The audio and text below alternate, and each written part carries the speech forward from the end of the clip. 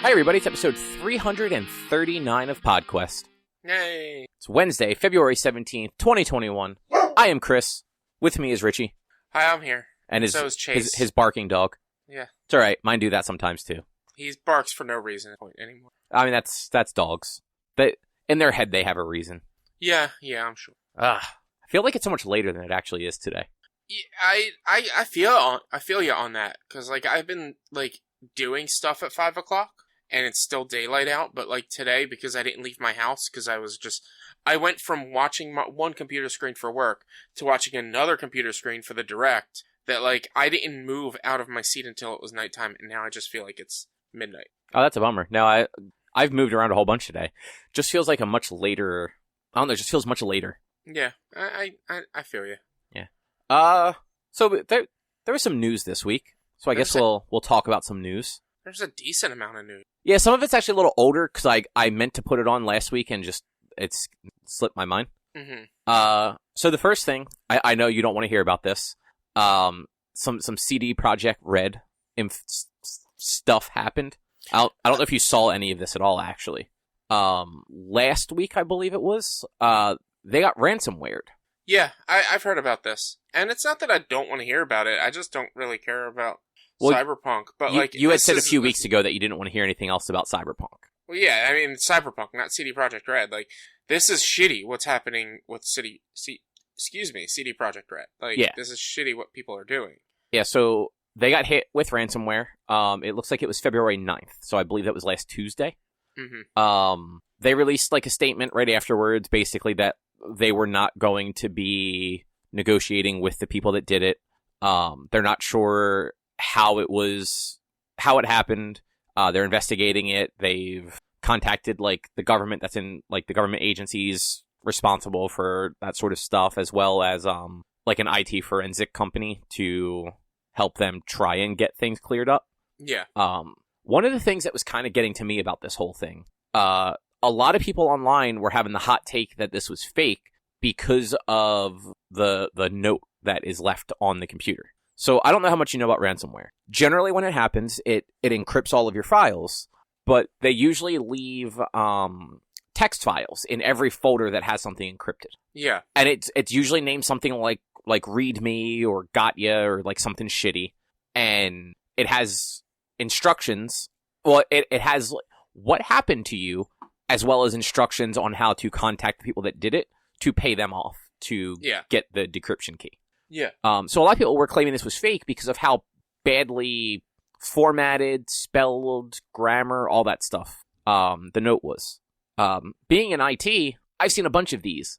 This is exactly how these things look. They are always bullshit. The people that write them have no idea how to do anything except for make the ransomware. Yeah, like, I feel like what I'm gonna say might come off as kind of rude or slightly insensitive, but most likely the people who are writing this and writing these notes are English as a second language speakers. Like, no, in a lot of cases they are from outside the US because there are a lot of countries where this stuff is much more of a gray area as far as, like, the legal system is concerned. Like, it's illegal, but they just don't have any, like, strict laws, like, that would get them necessarily in a lot of trouble. That's why a lot of them also don't look for large sums of money.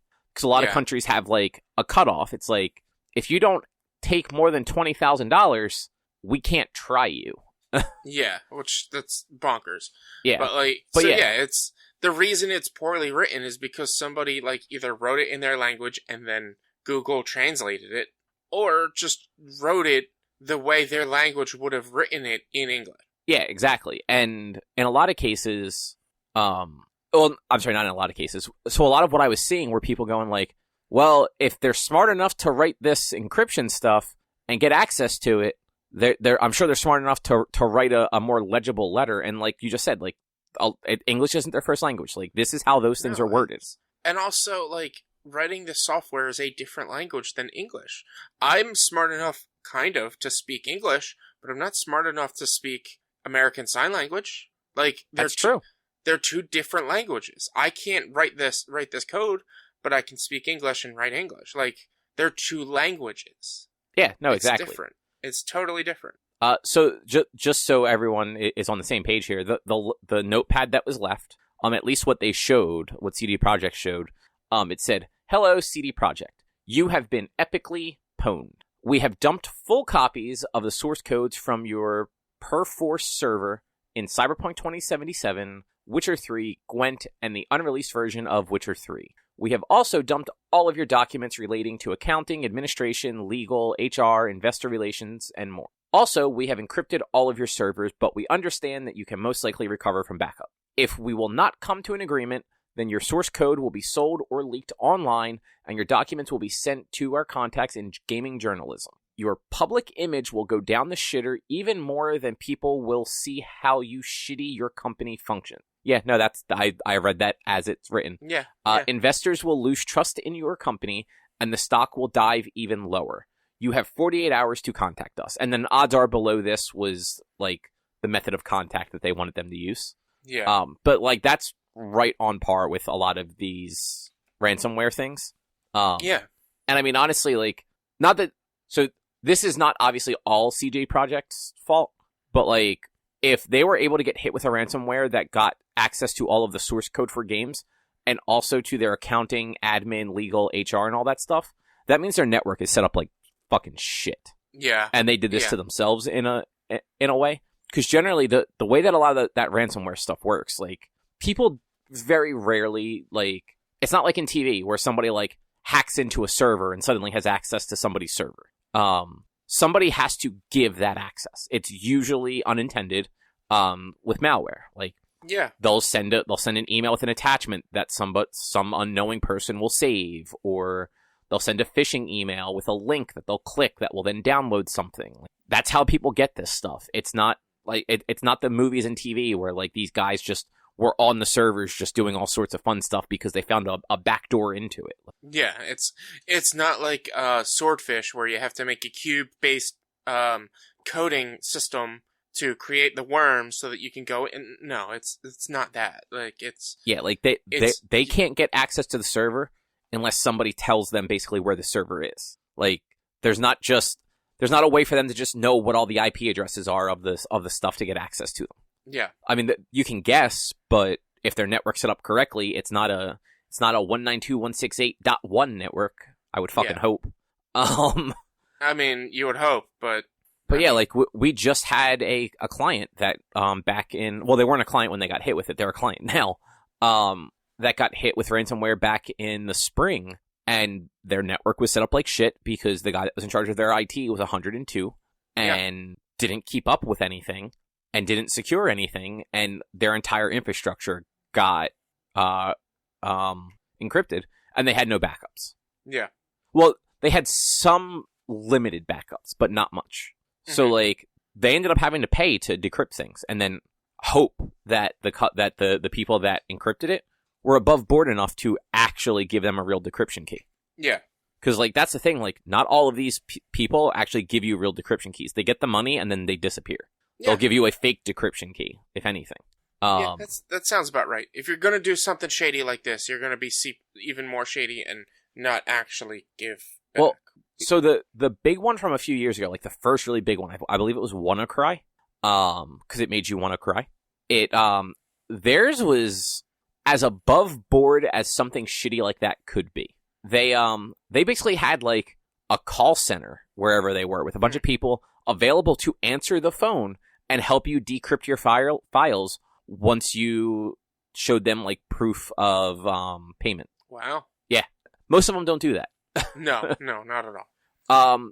But so since this all happened last week, it's now being reported that the stolen data has been sold on some sort of dark web auction. Mm-hmm.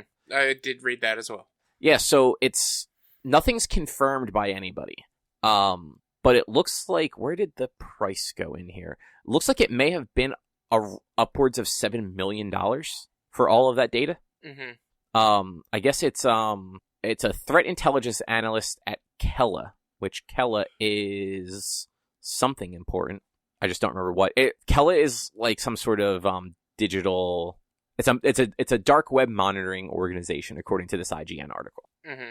So, like, they're real and, like, they monitor this stuff, and yeah, So all of CD Projekt's stuff may have been sold for a large amount of money. Yeah. Which I mean, I'm not surprised if this is all true, which I wouldn't believe them to do something like this and be like, oh, this is all fake, or be a publicity stunt or anything. I wouldn't be surprised if it already sold, because they're not gonna contact them or try to decrypt within 2 days. It's obvious. Like, they're not gonna spend that money. Yeah, and they flat out said they were not going to do that, and that they were working with all their employees to make sure that, like, they updated any information that they needed to, and they made a statement for their ex-employees. They made it on Twitter. I hope that they reached out to people that had worked there recently enough that they still had contact information for them. But like their tweet basically said it, like, send us an email so that we can help you. Yeah. Like, here's the email address. Email it. Let us help. It's just like, it's ridiculous because, this was targeted. It was targeted at them. It wasn't like, it most likely wasn't something where, like, somebody was just sending out phishing emails to get this. It was straight up, they were targeting CD Projekt Red and to get back at them for Cyberpunk and for the crappy release that Cyberpunk had. Yeah, but exactly. Like, now you're making things even harder, and the game is going to have an even longer post-release timeline if it ever gets released again because of what you just did. And so, yeah, you're mad at them, so you're going to do this, but you're now fucking everyone else over even more. And not just the people wanting to play the game, but the company itself. And now you may never actually get the game. Like, it's bullshit. Yeah. I agree with you. Honestly, like, people that do ransomware are just scumbags anyway. Yeah. And, like, you notice, they never go for, or at least they never hit the companies that really, like, that suck. That, like, frankly, like, suck as much as they do, like Comcast. Like, not that I would want, like, employee data to be breached at Comcast, but, like, if their file server just got encrypted and they had to pay $1 million to decrypt it, fucking good. Everyone, like, at the executive level at Comcast sucks. Yeah.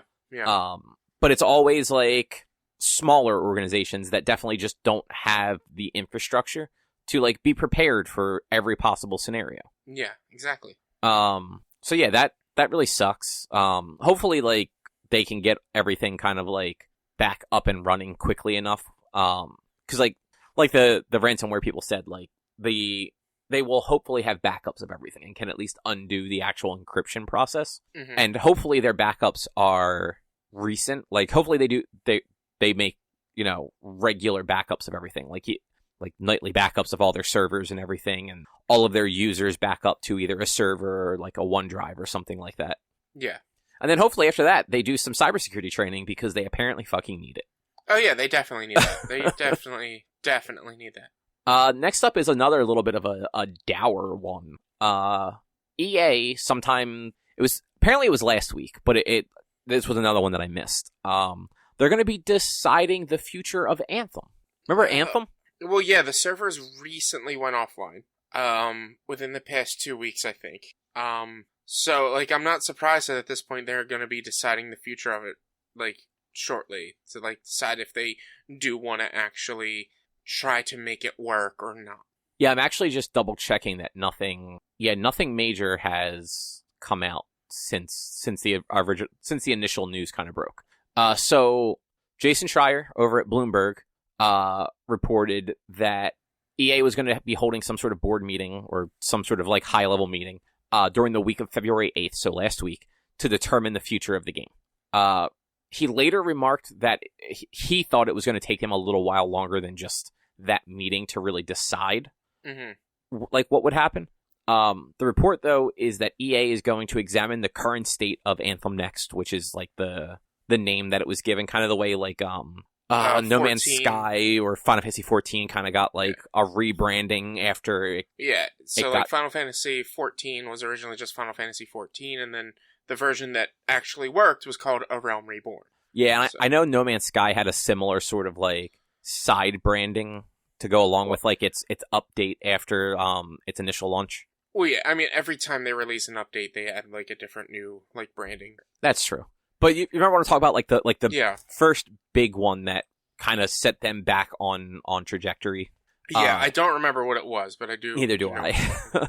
But yeah, so Anthem next, they're going to be looking at the current state of that to make the call whether they're just going to scrap it entirely or continue letting the team try and fix it and bring it back out to the masses. Yeah, which I'm not surprised. I feel like that game had enough pull and had enough intrigue that like people would want it to continue, and so if they can and if it's reasonable to continue it, they should. But if there's there's probably still maybe a small player base of it, not that big at all, but like I mean I'd be interested in like a better version of Anthem. Like I didn't get this one. I liked what I played in the demo, but I'm glad I didn't get it because it was just not good. Like the gameplay loop was not good. If they can do better with a different version or an updated version, I'm all down for it. Yeah, no, I agree. Like I thought the concept was fun. I thought not fun, but like I thought it was an interesting concept. And I thought that the gameplay had promise. Yeah. Like it wasn't necessarily fun, but it wasn't bad either. Yeah. Like it just needed some tweaking. Yeah, exactly. But yeah, I guess EA is going to EA. They're going to decide and probably, I mean, it's not like it would be super uncommon for EA to can things that are in development. Like, yeah. They did it to most of their Star Wars games. Oh yeah. Like there was that, I mean, yeah, I'm not even going to try to mention them all because, yeah, there was a ton of them. Well, I mean, they closed 2 studios that were working on Star Wars games. Yeah. So, there's that. But yeah, I'm curious to see if we actually get anywhere with Anthem. But yeah, we'll probably know soon. In the next couple of weeks, I imagine they'll make some sort of announcement. Yeah, we'll see. But you, in particular, finished Manhunter this week. Try that again. You finished... Oh, Maneater. Sorry. Yes. I beat Maneater, which it was free PS Plus game for PlayStation 5 in, like, I think it was January. Maybe it was December. I can't fully remember. I'm pretty sure it was January. Yeah. And that game is great. Like, it's so simple, and it's, like, it's not hard, but there is a challenge aspect to it. But, like, the further you get in and the higher your levels, you cap out at level 30. Okay. But the hardest enemy you can fight is level 55. It ends up being a sperm whale, a bountied sperm whale. But, like, it's just, the way they tell the story where it's, like, a documentary-based thing is really cool. The upgrades and changing your shark out, sharks, like, loadout, basically, by the end, like, I'd platinumed the game, so I had everything, all possible upgrades, all possible mutations, I had everything. And I tended to lean more toward just swimming around with everything rock, except for the body? No, except for the teeth. It was most of the body, I think it was like body, fins, and head were rock. Tail was lightning, and teeth were shadow, which was basically poison. But the shadow teeth, you recover health every time you chomp on something. So it's like vampiric, which is why I use those the most. And so, like, once you get your loadout that you like playing with, the game gets, like, just really fun and stupid. There's so many different Easter eggs. As you're playing through and going through the maps, there's, like, what are they called? Like, locations to discover that like, are just, like, stupid random things in the water or even outside the water that you have to break the signs. It's one of the collectibles. And, there's a few of them that, like, there's a game called The Killing Floor. You find all the heads from that game's title card in like, made from stone. Like, it's basically the, Mount Rushmore of killing floor. There's, an homage to just kaiju in general, but mostly to, Pacific Rim. You swim down under, and there's a big chained-in door with yellow coming out, and it's like the kaiju door, like Pacific Rim. There was a pineapple house under the sea. And then my favorite, I don't know if you're going to get this one, but I'm going to just explain it. Like, the location is called Out of Toilet Paper, and it is 3 shells. Oh, Demolition Man. Yes. when I got to that and I read, like, I hit that one and it, like, explains, like, sometime in the near future, we're going to learn how to use 3 shells instead of using toilet paper and wasting all those trees or something. Like, it was really stupid, but really hilarious, and I loved it. Yeah, I did play a little bit more of it. I became a teen and I got to, like, the second grotto. Yeah. And then, like, I don't know, at that point it just wasn't really, like, clicking with me anymore. Like, yeah. There was a challenge there that wasn't a fun challenge for me. Like trying to swim around and avoid the higher level things that you could not take on. Yeah, I understand that, but, and, like, early on, there is that challenge. But once you reach, like, level 15, so once you reach adulthood and beyond, that challenge doesn't really sit there. No, I understand that, but, like, I got to level 6, and that just felt like a slog, because it was a lot of just eating small fish and avoiding alligators. Yeah, and yes, 100% yes, I totally agree. Once you start eating humans, you level up so much faster. Oh, I ate a bunch of humans, too, because I did one... Well, I tried to do one mission, but there weren't enough that I could get to without dying because I had to go too far up on land. Mm-hmm. And I was trying to get my like wanted level up or whatever, but I couldn't get it past 1 at the point because there just weren't enough humans around. Yeah. But yeah, like it's fun, like it's neat. It like I like the humor and all. It just yeah. So for instance, to get your notoriety level up though, you need to eat enough humans to turn red so that the hunters come after you, and then kill enough of the hunters for that bar to fill up to go to 2. Yeah, and like I managed to get the hunters to show up once, and I cleared them out for the most part. Yeah. But then just too many. Like I killed one of like the named hunters, like the first one. Yeah. But then there were just too many of them to deal with. Because as the teen shark, your health just doesn't go very far. Yeah. And yeah, like after that, it was like, okay, well, all of my other tasks involve going places with things that are significantly higher level than I am that I cannot fight. Yes, and yeah, there's like a little bit of a grindy aspect, but like as you're swimming around, you're grabbing the smaller fish anyway. Like you should just be constantly eating when you're playing that game, because that's what sharks do anyway. They like don't have a stomach; they just eat everything. I don't know that that's true. Is that true? I think so. Like they eat everything. Like if a shark is swimming, they're swimming to eat. I mean, a shark always swims, though. Exactly. But like. Yeah, I understand that, like, getting to level 10 was rough, but getting beyond level 15, was simple. And once you reach 20, which is, Elder status, you then have to progress throughout the story, before you can actually become an Elder, shark. I was level 24 before I became an Elder shark. Because that's how easy, just once you get to a certain point and once you have, like, the upgrades, once you have the shadow teeth, the game becomes so much easier. And just upgrading the shadow teeth to all the way, it brings up your health so high, and it recovers, every bite recovers 50 health every time you bite something. Huh. Yeah, there are a lot of other games on both platforms that I would rather play than that.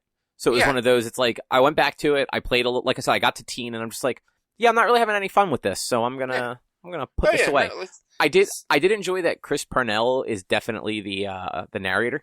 I don't think I know who that is. You would know him if you saw him. He has been in a whole lot of stuff. Okay.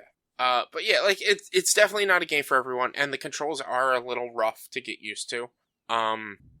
You also don't even have the tail swipe yet. No, I don't. I only have the only attack I have is the lunge. Yeah, which that's also like it is slow because you don't get the tail swipe. But once you get the tail swipe and start using that, and then have like it literally like the game gets so much better the further you get into it. Like I'm sure it does. And like I said, like it was fun enough to play for like 2 hours. Yeah. But beyond that, it didn't have enough of like a catch for me.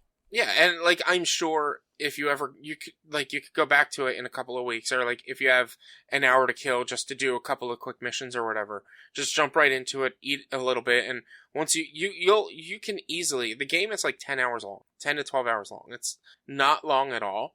That like putting an hour every couple of days into it, like, you could still get I mean, it was free, so you get your money's worth of it just by playing it. But, like, it was, to me, it was so fun, and the humor was, like, really great. The locations are pretty cool as well.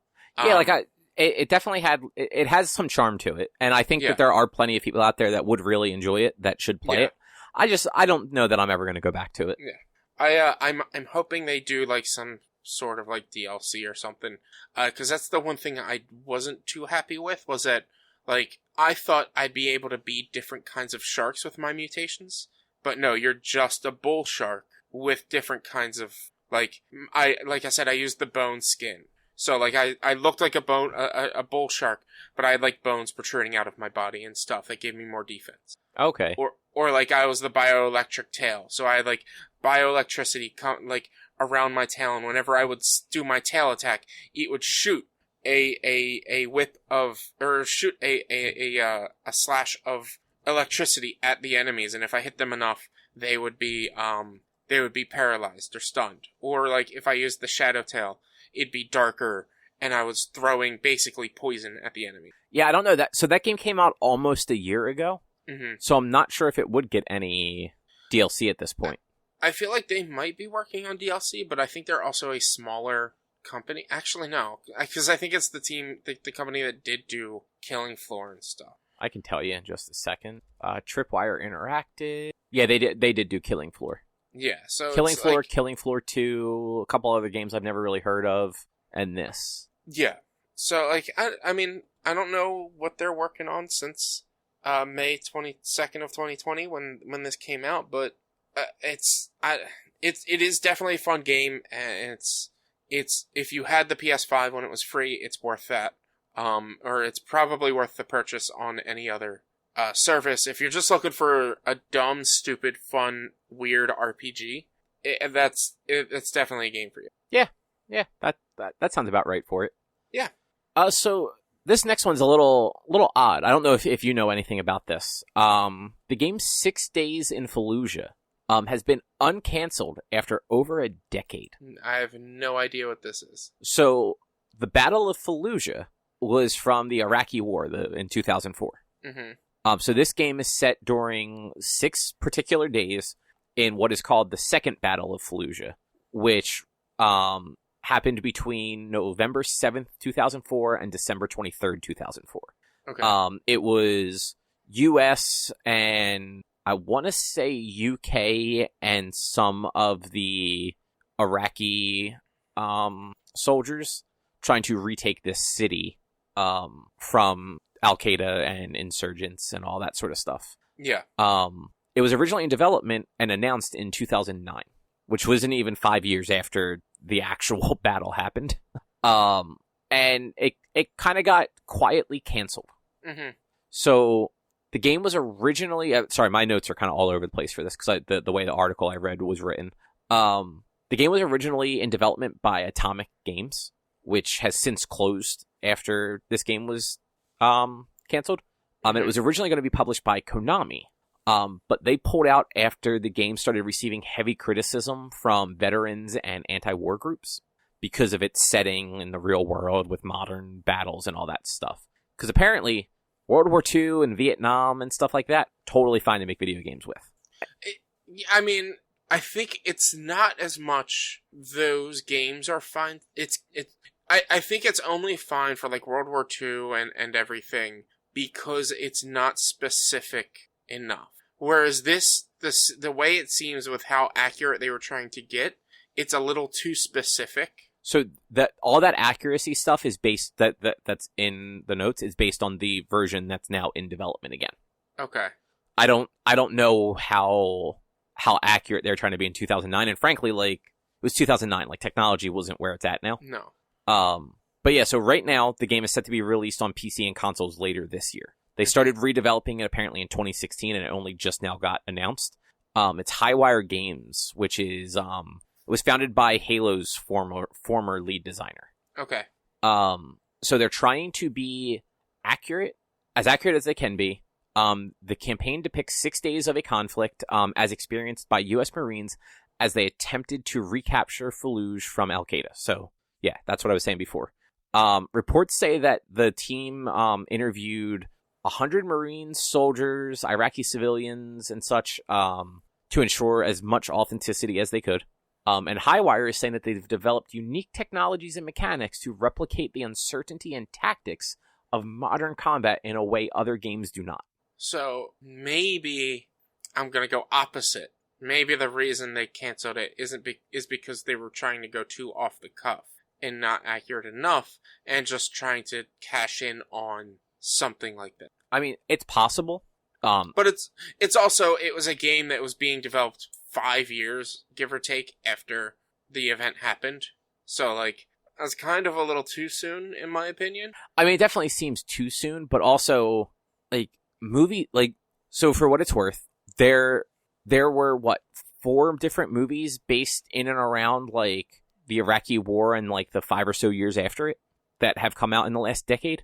Because you had, Zero Dark 30 and American Sniper, and I know there were a few other ones. I think, The Hurt Locker was based around some of that stuff. So cinema's fine. You can go sit in a movie theater and watch this stuff. You just can't have it interactive. Yeah, it's a weird, middle ground kind of thing. I don't know, to me, 5 years after is a little too soon. You're just cashing in. It's a money grab. But at this point, the way it seems like they're doing it and trying to bring the authenticity and realism to it, they're actually trying to bring the scenario to light and actually make it shine and not just be oh well, we're gonna make a first-person shooter based off. I don't know. It's interesting though. I'm curious to see what it ends up being. Yeah, I honestly don't even remember.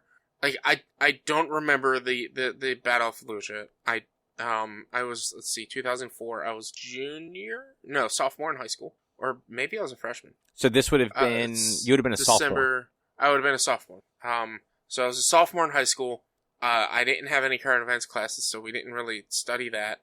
And I think with Collingswood, I still had World History 2, or no, U.S. History. I think, or it might have been U.S. History 1. I don't remember. That was so long ago. Over a decade. Yeah. 15 years ago, actually. But, when the game was originally announced, I had just got out of high school 2 years prior. I was in college. I don't remember any of this. I don't remember it ever being announced. I don't remember... I mean, I wasn't as in touch with games media as I was then, and even as I am now, and, even now, I'm not really as in touch with games media as maybe I should be. Yeah, you're kind of not involved with it at all. I'm not saying I'm not in touch and involved are two different things. Okay, debatable. But yeah, so I do remember this game vaguely. I remember the name more than anything. I remember hearing that name, not really knowing what it was, and then just never hear. And it was honestly one of those things where when I started seeing these headlines last week, I guess it was. I was very confused. I'm I remember that game. I thought that game came out and it was just bad. Mm-hmm. But, apparently it actually just never came out. Yeah. But yeah, I guess we will find out what it is later this year, apparently. Yeah. Unless it gets delayed. It has piqued my interest. I am interested in it, but probably won't. I don't know if I'll get it. Probably won't. Yeah, no, you probably won't. So you started Resident Evil 7. Yeah, so... Only during the day, right? Well, I only played about 2 to 3 hours, not even. I got through the garage fight scene. Okay. So that's not long at all, I don't think. No, I got that far, and I did not get super far in that game. Yeah, but just quick backstory on my Sunday when I went to go play it, and my week, essentially from that. I was having maybe some weird allergy issue or something with my eyes, and so they just started watering and kept watering, and then eventually from constant rubbing I got something up in my eye. So after about 2 to 3 hours of playing Resident Evil 7, I had to stop because I could not play because of what was going on with my eye. That's the only reason why I'm only that far in the game. And then I actually couldn't I couldn't play on Monday because of my eye issues further. As well as I ended up having work on Monday, which I thought I had off because it's a bank holiday. Whoops. I work for a bank that says I'm off on all bank holidays. Apparently not that one. I was off. Exactly.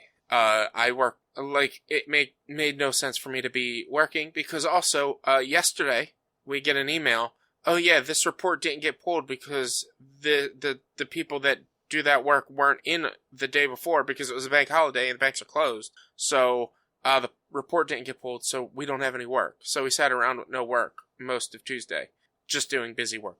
It was a waste.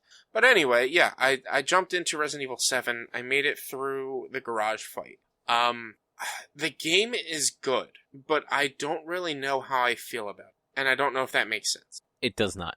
Like, it might be because it's new and different. It's not what I'm used to with Resident Evil. Like, I'm used to the third person and tanky controls. But, I mean, this game's kind of tanky, but, like, because it's first person, and he's not, like, a hero. He's just a guy. But, like, there's so many red flags that I don't understand why he's even in this scenario. He wants to find his wife. It's his girlfriend, not his wife. It's his girlfriend who's been missing for 3 years. Yeah, it's fine. Let's start that off right there. His girlfriend's been missing for 3 years. But, okay, like, didn't he... So I forget exactly the setup. Didn't he get, like, a letter or something weird from her, like, recently? So he got a message from her saying, do not come here. And then 3 years later got an email from her saying, you can come here. So first of all, if your girlfriend goes missing and potentially is being killed, because I don't remember if he got that video email of her, like, saying don't come here, but she looked wrecked and terrible. Like she was going to die. If you get an email from your girlfriend saying don't come here, and then 3 years later you get an email saying I'm ready for you to come here, here's the address, you don't fucking go there. You send the cops. Like, that's true. So that's red flag number 1. Red flag number 2, the location he's being sent to is off, like, it's off a dirt road that you can't even drive all the way up to. And the first thing you see is this gated area that when you go press the button, it doesn't work and it's all flooded. And you turn and there's an old news van that, or like, not news van, like TV production van off to the side that, like, you can investigate it. And you have to crouch under another gate. So now you're breaking and entering. And you walk a little, no, you don't actually have to crouch under a gate. There's just an open gate. But you walk through that gate and you look to the right and there's a bunch of crows eating a dead animal of sorts, large dead animal. And then you look to the left and you have to crawl under an effigy of a bunch of dead animal parts, like, placed in a way to deter people. At that point in time, you call the cops. Like, that's, like, right then and there. I'm sitting there, I'm like, why is this guy who is a no one doing that? It's, number one, it's your girlfriend who's been missing for 3 years. Yeah, people don't move on that fast. Sometimes, some people don't move on that fast, depends, but, like, I don't know. It's true love. I don't know. Your girlfriend in 3 years? Nobody loves you, so you just don't get it. Maybe. but, like, that's not even, like, it's more the, like, you don't get, I don't know. I'm trying to express this in the best way I know how without complaining about the mechanics of the game. But, like, they're, like, I understand they're trying to bring the sense of horror and everything to you, but, you don't get any sort of weapons until after you lost your frickin' arm. And that's a gun that, like, this random guy knows how to shoot perfectly fine. We don't know what his backstory is. When he's missing an arm. And then, like, you go... Wait, doesn't he get his arm back when you get the gun? Or is that after that? You get the gun when you're running away from her and she's chasing you with a frickin' chainsaw. Right. Or no, she chops off your arm with the hatchet, and then you chop her neck, and she, like, then disappears. And you get the phone call to, like, alright, there's a way out in the attic. And so you're holding your arm, and you find a gun that you then have to reload multiple times to fight this enemy, because she comes out with a frickin' chainsaw. And he's reloading this gun with one hand. I was like, this is weird, but okay, sure. So then... It's adrenaline, man. You do what you gotta do in the heat of the moment. How are you reloading when you're missing half an arm? Yeah, fucking hold it in the crook of your arm that's missing half of it. It's just... It doesn't work. Because, yes, it does. He's holding it with his good arm, and he's reloading with his bad arm. But like, how does he even get the Okay, the I mean clip? that is just poor animation. But like, How really, does- like, all you have to do is hold the gun under his arm, eject the clip with his hand, put the new one in, and then pull it back out from under his arm. No, he ejects the clip, which again, this guy who is a nobody, seemingly at this point, knows how to easily eject a clip and then put a new clip in and shoot this gun with pristine accuracy. Have you ever shot a gun before? No. Like a handgun in particular, like with like a clip, not real complicated. There's literally like a button on the side to drop the clip out. You just slide the new clip in, and then it's, you point, you shoot, you pull the trigger. But it's more the point I'm trying to get at of how accurate he is with this gun, missing an arm. Well, you figure he's only as out. accurate as you are, so maybe it's you that's being too good. Maybe you should miss a little more. But like, so then like it goes through that whole sequence. You wake up in the mansion, and like my problem at this point is you need to activate the chase sequence with the father in order to get the key, in order to get to the save room. And like, when you try to open like, at least my instances that I tried to open the hatch to get to the save room the first time, like, I open it up and it opens up the menu. The entire game still stays active while you're opening up the menu to get to the key. But it doesn't load up with the cursor on the key, so then you had to move to the key. And during that time, I'm getting attacked by the father, and I don't have any way of defending myself. And like, I get like they're trying to, the sense of urgency and horror, but it's just like, I don't know, this is just so much different that like, it's mechanically it's good, but I still just don't know how I feel about it. And I need to get further into it. I'm going to continue playing it. But as like a Resident Evil game, I don't know how I feel about it. Well, that's the thing. It is so far removed from all of the other Resident Evil games. It doesn't feel anything like them. But like, it's more like a Final Fantasy to Final Fantasy than a Resident Evil to Resident Evil. But Chris is in it. Is he? I mean, he's in the DLC. But so that's the thing. I think he's only in the DLC. And he's in the sequel. He's in Resident Evil 8. Yeah, I mean, he's in the sequel, but I'm pretty sure he's only in the DLC of the base 7. But you haven't really played too far into it. I'm only a couple hours in, not even. Like, it's not too long of a game, but right now, like, I even had this feeling when playing the demo of for 8. I was just like, I don't know how I feel about the feel of these types of Resident Evil. I think it's good mechanically, good gameplay wise, but I kind of wish it was its own type of survival horror and not a Resident Evil. But maybe like that fills in and gives me that more comfortable feel as I get further into. Yeah, no, I understand that. Yeah. I haven't gone back and played all of them the way you have recently either. But Mm-hmm. I think that game 5 and 6 were not super well received. Like, I think 5 was fine, but 6 I never even played because it looked so bad. Yeah. And like you've said yourself, like, it's not a very good Resident Evil game. It's not a very good game. No. That I think they super course corrected and took it back into a horror genre, but not necessarily like the same sort of survival horror it was before.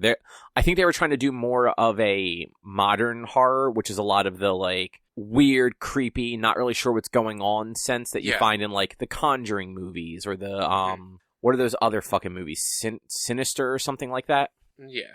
And like, I think you guys, like listeners who listen to the show constantly and you and everyone, you probably know, like, I'm not a huge fan of tons of gore and overly excessive gore. But like, usually Resident Evil keeps that to a reasonable point. But like getting into the fight scene in the garage, he kills the cop by shoving the shovel into his head, and then he falls, but his head part is still sitting there. But then, like, also the chopping off of the leg when you're running from him before you go to that, and then the chopping off of his arm, and it's just, like, it's all a little too excessive, in my opinion. And, like, I haven't played games like Outlast, or any of those other horror games that are recent, that are the modern horror. So, like, maybe that's more what it is and what they were reaching for, like you were saying. Yeah. But I assume you're going to keep playing it? Yeah, I'm going to keep playing it when I can. I have most of Saturday and Sunday this weekend off, so I should be able to get through a good, decent amount of it, unless I have more freaking eye issues, which absolutely sucked. But yeah, I will continue with it. The one thing I'm hoping for is that there's better puzzles than what I've seen so far. There's been seemingly no real legit puzzles, in this game. Well, I mean, that's the puzzle itself. But that's, like, and like, I made this argument back with, one of the Tomb Raiders, that, like, the way, I can't remember who I was talking to about this, but, like, the way I saw the game, like, there were no puzzles in the tombs and no tombs, but the puzzles themselves were getting out of the combat scenarios that you were in. But, like, now that I've realized how much I hate those games, I was just defending that game because of nostalgia. But, like, this, like, if my puzzle is trying to hide from the enemy because I don't have any way of defending myself, and then running to a point to unlock it to be able to get away, that's not a puzzle. That's just a scare tactic, and it's not gonna make for a fun game in my. But, like, if I have to explore this mansion and backtrack and retrace my steps several times to get certain things, that's what I look for in, like, puzzle style survival horror type games. Like, low amounts of ammunition with good puzzles, having to retrace my steps. Yeah, I mean, I don't know. I'm fine with it. Yeah. But yeah, that's Resident Evil 7. We'll see how far I get this weekend. During the day. Probably. It's funny because I've talked about it a couple weeks ago. I played the survival game, The Forest, which you have to deal with surviving and fighting, like, mutants and cannibals. Creepy as fuck. But, like, I will play that game into the dead of night that can be quite stressful because of the survival-y aspect of it. But I won't really play Resident Evil. But I actually haven't really tried playing Resident Evil at night. It's just, like, my thing. Like, I'm just not going to play it at night. I want to relax at night and not be stressed after. It's mostly I don't want to be stressed after. Which I definitely understand that. Yeah. That makes a lot of sense. Yeah. Square Enix announced some new stuff, or Crystal Dynamics announced some new stuff for Marvel's Avengers. Yeah, which they hadn't, like, as far as I can tell, they hadn't been, like, hinting at any of this being released this soon, but at the same time, it's been 3 months. So, it's been 3 months since Kate, so I'm not fully surprised, but I'm still surprised. Yeah, so on March 18th, so a month from when this is released, there's going to be an upgraded PS5, Xbox Series XS version with upgraded visuals and frame rates, faster load times, improved destruction, and heroic details. And then the PS5 version will also have haptic feedback unique to each hero. That's pretty cool. Yeah, which I actually thought that actually sounded pretty neat. Yeah. And it's a free upgrade, so if you own Avengers on PS4 or Xbox One, like, you'll get all of this stuff if you have one of the new consoles. Yeah. And then the other thing they announced, which I actually think this is actually pretty cool, is they announced the next story DLC featuring Hawkeye, like Clint Barton Hawkeye, and it's going to be Future Imperfect. Yeah. I mean, like, you say you find it pretty cool. I say it's obvious because I played it and I knew, based on the story progression from Kate's story, I knew the next thing was going to be Clint. Like, besides the fact that they had announced the next thing was going to be Clint, like... And I don't think the Clint... Like, I like Hawkeye, don't get me wrong, but I think the cool thing is that they're adapting Future Imperfect. Yeah, I mean, I don't know anything about the Future Imperfect story. All I know is the story of this game. But, like... And I think they have teased and hinted at going... So, at the end of the Kate storyline, Clint comes back from the future and starts to warn everyone of the incoming attack from the Kree. While doing so, he gets, I don't know the best way to explain, like, the best terms, he gets sick with time poisoning or something? I don't know. They actually, like, it ends with him, like, he starts to phase away, kind of, like, it's hard to explain, but then, like, they lay him down in bed and he's just unconscious, and that's how it ends. So, okay. Like, you don't know when the Kree are gonna attack or anything. So it seems like they go back to the future, with Clint, or maybe go back to the future to find the Clint that was from their time. I don't know. It's weird. Time travel. It's going to be weird and probably break things or something. Who knows? Yeah. So from what I read and the little bit of the trailer I watched, it looks like present day Clint, along with, I guess, Kate or whoever else you have on your team, will travel into the future. It's going to be set in the Wastelands, which is what the U.S. was called in the Old Man Logan, Old Man Hawkeye books. Yeah. Where it's like some undisclosed point in the future, where the villains won.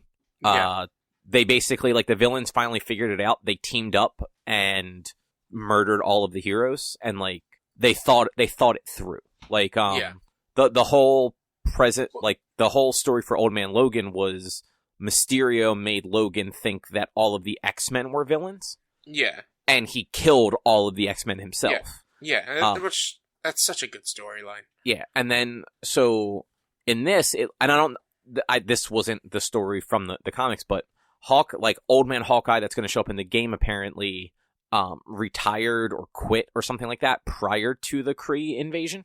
So he wasn't involved in that and feels remorse because everyone died during it. Mm-hmm. But sometime along the line, the Hulk becomes the Maestro, which I mentioned it to you the other day. The Maestro is basically all of Banner's intelligence with all of the Hulk's ruthlessness. Yeah. And he takes over at least the U.S. in the future imperfect timeline. Mm-hmm. He never gets out of the Hulk state. He is always in the Hulk state. He murders any remaining heroes and basically just rules the world as he wants. Yeah. There's actually Peter David, who is the original writer for that storyline from '92, has been doing like a bunch. Well, not a bunch, but they've done limited series, like 5 or 6 issue sets of like an origin story for that for the Maestro. Mm-hmm. They're on the second one right now, and it's actually pretty interesting. Yeah. And then along with all of that, there's also going to be like a present day storyline with Hawkeye where it'll kind of be like the Fraction, the Matt Fraction, David Aja book from a while ago now. Yeah. Where it's kind of like what Hawkeye does on his day off. Like, he's going to go to his Brooklyn apartment. He's going to hang out with his dog, Lucky. Yeah. Which they show a scene in the future where he's like trying to rescue Lucky, out of like a destroyed building or something. Yeah. I hope at some point somebody calls him Pizza Dog. I'm sure Kate will. I don't think Kate ever called him Pizza Dog in the comics. Honestly, I don't know if he was ever actually called Pizza Dog in the comics, or if it was just, like, around it, like, in the letters pages and how, like, Fraction and them referred to him. Because there was a while where he didn't have a name in the comics. Mm-hmm. They were going to actually name him Arrow at one point, because Hawkeye. Yeah, makes sense. But somehow they ended up with Lucky. Yeah. He's a good dog, though. Yeah. All dogs are good dogs. That's true. That is true. So I guess the biggest news we have is there was a Nintendo Direct today, right before we started recording. Yeah, they announced it yesterday, like early yesterday, and it was 5:00 today. So we were recording a half hour later so that we could eat dinner and stuff after watching it. Yeah, it had some good stuff on there. It opened up with Pyra and Mithra for new Smash characters. Yeah, so I'm just gonna say right up front, like, I did not enjoy this Direct at all. Mm-hmm. And it started out in such a way where, like, I got super excited because I thought they were gonna do either more DLC or like a sequel to Xenoblade Chronicles 2. Yeah, when I started watching it, I was expecting. I was like, those are Xenoblade. Is there like a Xenoblade Chronicles or like a Xenoblade Chronicles X2 type thing, or what's going on? What's happening? And then it ended up being Pyra for Smash, which Pyra and Mithra. So I mean, it's the same character, but so she's essentially like Zelda and Sheik were in the others. Like you would do your down B and they would change, or maybe it's dependent on the moves that they're using. Who knows? Well, so right now in Xenoblade, they are 2 independent characters, but the same body. Yeah. So, like, they have different movesets, they have different personalities. In the game, they can swap back and forth. So they're just doing the same thing with this. I mean, this looks like they have the same movesets, except one's fire, the other one's lightning. The only exception is each of them have their own separate final smash. Yeah, so to be fair, like, their movesets are actually pretty similar even in the other game. It is a difference between Pyra is fire-based and Mithra is light-based, I believe. Yeah. It's usually their big attacks are where, like, there's a difference. You skipped one thing I wanted to bring up. This is the first actual Nintendo Direct in 530 days. The last actual Nintendo Direct was September 2019. Oh, wow. It's been 111 days since the last mini Direct. Yeah. So, yeah, it's and they mentioned it at the very beginning that it's been a long time since they've done, like, a proper Direct. Yeah, they did. They were like, we're happy to be able to bring this in this way to you guys, but yeah, it's been a long time since we've brought you guys something like this. Yeah, exactly. But so you actually have things written down in order. I do not, because I'm just going off of the GameSpot write-up. So I will say, with this character announcement of Pyra, even though I don't know the Xenoblade games, or the Xenoblade Chronicles, the first one, this brings me more interested in buying Fighter Pass 2, because it has Sephiroth already, but I was so mad about freaking Minecraft Steve that, like, I was refusing to get it until there was better character. And so this is a better character. Yeah, as soon as this became Smash Brothers, like, I'm just like, oh, this is going to just be a bad time for 50 minutes. Yeah. Because, like, they opened it up with something that I got super excited for, and then they immediately dashed those hopes. See, another friend of mine also said, like, this is, like, one of the announcements was, like, the best announcement, and like, I'm, like, maybe 50% in agreement on that. There's still some decent announcements and interesting announcements, that, like, I'll just speed through.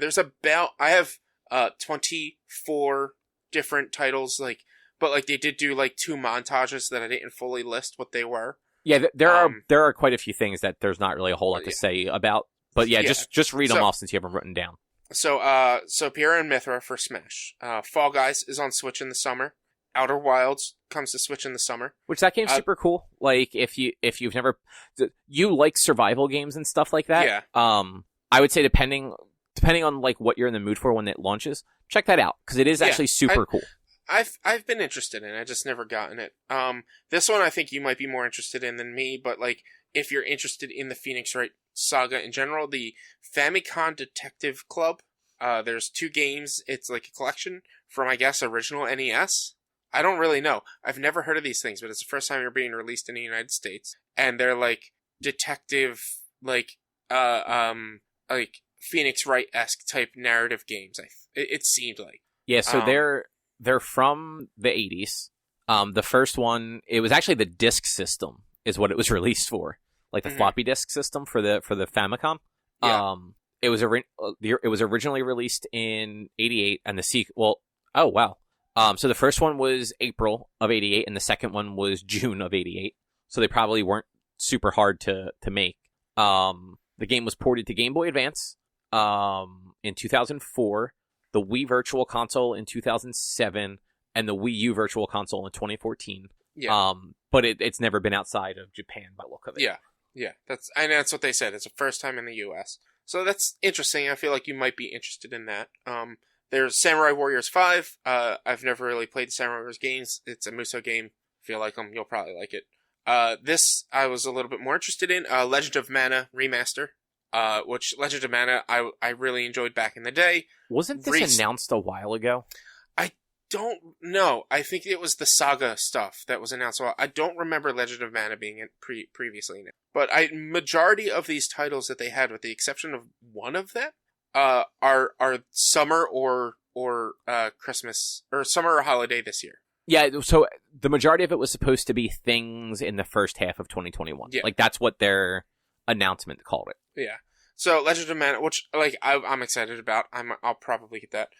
Monster Hunter Rise, they showed a bunch of new monster things, and that the Switch peripherals will be available in the United States, which I'm excited about. You can get that Pro Controller? I'll probably get the Pro Controller. Probably. Then, the thing that I'm most excited about, Mario fucking Golf. There's like a speed golf mode, there's a story mode. I'm pumped about this. I've always loved the Mario Golf games, and just the Mario sports games in general. I've wanted to actually get Mario Tennis, but I heard it wasn't that great. Yeah, like, I played the demo. I think you played the demo for that too, and yeah. Like, it was alright, but like online multiplayer was bad. Yeah. And yeah, like, apparently with like all the way that they basically did item degradation with your racket. So your racket could just randomly break. Yeah. And yeah, like that game did not get very well received. But Mario Golf, I've loved Mario Golf. Hopefully they don't do it bad like they did tennis.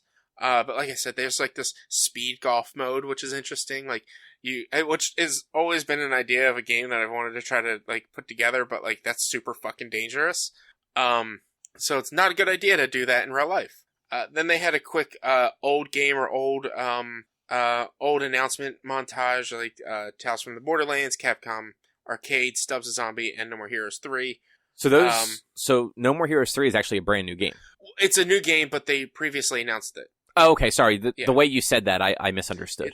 It's old games or previously announced games is what was in this quick montage. But they spent a little bit more time on No More Heroes than the other three. Yeah, I do hope that we get. I hope that since Tales of the Borderlands is like coming out again on different platforms and has been brought up a few different places, I hope they finally fucking do a sequel to that, because I know the main character from Tales from the Borderlands is in Borderlands 3 as like a NPC. Yeah. But I don't believe that Borderlands 3 actually covers what happened to him in between the two games. And like Tales from the Borderlands ends on a fucking cliffhanger. Yeah, well, I know all of Telltale's games and licenses were bought, so maybe. Yeah. Who knows? I just hope. Also, just to roll back to Mario Golf, I thought the story mode with the Mii character was weird. I'm not surprised that they're doing that. Like, in Mii integration, like they've been trying to do that since the Wii, so I'm not surprised that like your Mii is the character that you're playing as. But like, it makes sense in most sports games you're playing as like your own made character, so it makes sense to just use your Mii. Oh no, I mean I get what they're doing. I just thought it was super weird to do that. Yeah, I mean. We talked about it briefly, kind of like in chat. Like, I'm not getting Mario Golf, so it doesn't really mean anything to me. But I just thought that little bit of it was weird. Yeah. Then they had, which this one was weird, Neon White, which is a card-based first-person assassin-y game. It's an action RPG dungeon crawler that you use tarot cards. Yeah. So we all know how much I hate card-based systems. When I played what's that game called? Fucking Kingdom Hearts card game. But this seemed interesting, but I'll probably never get it because it's a card-based system, and fuck those things. And Annapurna, like, they do a lot of games, but like they do a lot of mobile games, which makes me wonder if this is a game that's also going to end up releasing on mobile platforms, meaning it's not going to be... It looks like it was supposed to be very fast-paced, but I have a feeling like it might not be as fast-paced as that video made it look. Also, the announcer was definitely Steve Bloom, and all of his little quips sounded like straight out of fucking Toonami. Yeah. Like every time he talked, it sounded like whenever Toonami would do like little reviews of stuff with what was the robot's name in Toonami? Tom. Yeah, because it's same voice actor. It is. Next they had DC superheroines, superhero girl teens or something like that. It looked adorable as fuck, but I mean, we're probably not going to get it. Then go ahead. No, I was going to say, you say you're not going to get it, but you probably already pre-ordered it. If it's cheap enough, maybe. Then there was like a Plants vs. Zombie game, which is just their normal first-person-esque shooter multiplayer games. I only care about Plants vs. Zombie if it's their original core style. They're doing Miitopia, which was on the 3DS and 3DS, and then they had the app, and now it's just like a full-on game on your Switch. They announced the Animal Crossing New Horizons Cross Mario stuff. Which that stuff looked neat. I just don't know anyone that still plays Animal Crossing. I mean, I'm sure there's a good number of people that do. I know a handful of people that do. I have stopped, and it's not that I have no interest in going back, but at this point, if I were to go back, I would be time traveling because I missed a bunch of stuff after not having played. And it's just like, I don't want to bother having to continue swimming because swimming sucks. And that's really all I need to do is swim to get all the stuff for the swimming. So I'm kind of just like over it. Then there was the thing that I was next most interested about. There's like these, it was Mario Golf, and Legend of Mana I was like super interested about. And then they had this premiere thing for Project Triangle Strategy, which is a Square Enix, I think they said it was Square Enix, like tactics-esque type of game. So it's not Square Enix. No? Okay. It's the same team that did Octopath Traveler. Okay. So, and that like made sense because the art was very similar to that. Yeah, it looks It looks very pretty. Oh, I am sorry, I spoke out of turn. That I did not realize that was actually published by Square Enix. Yeah. Come on now, Cop. Come on. Sometimes I know what I'm talking about. So I honestly thought that was a Nintendo first-party game. Nope. Has it come out on anything else? No, it is Nintendo exclusive, I believe. Oh no, shit! I forgot about this. It came out on Windows in 2019, June 2019, and Stadia last April. Yeah, Stadia, that thing. Yeah, no, I thought this was like a not Monolith because they do the Xenoblade stuff, but I thought it was like a studio like Monolith, like just like an internal Nintendo RPG studio. Yeah, no, it was. I knew it. I was 99% sure it was Square Enix, or at least published by Square Enix. But that game looked really cool.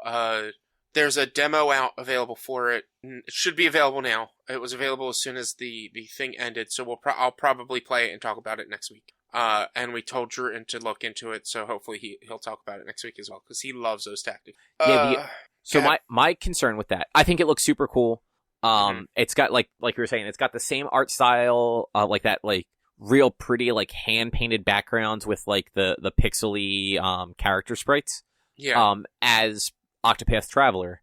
But it's got the more like Final Fantasy Tactics like world design, I guess you'd say, with like the levels being like different height levels, so that like if an archer is up top, they have like more range and stuff like that. Yeah. So my only concern is I thought Octopath Traveler was super cool. I fell off of it pretty quickly though, because there was no reason to keep playing it. There was no overarching story. Every character was their own story. Yeah. So it's hard to like put into words, but like the gameplay was neat. The game looked really pretty, but there wasn't anything tying it together to make you want to go from like spot to spot. And like whenever you would go to like the next area, like to like basically recruit the next character, whoever you had with you already was like part of the party, because it was like a 4-person party, but they weren't part of any story because all the stories were people's backstories, basically. Like, it was very weird and just disconnected. And I hope that's not the case for this game. Like, I hope this game actually has a narrative that makes people want to keep playing it. Yeah. I can see that. I haven't played Octopath Traveler.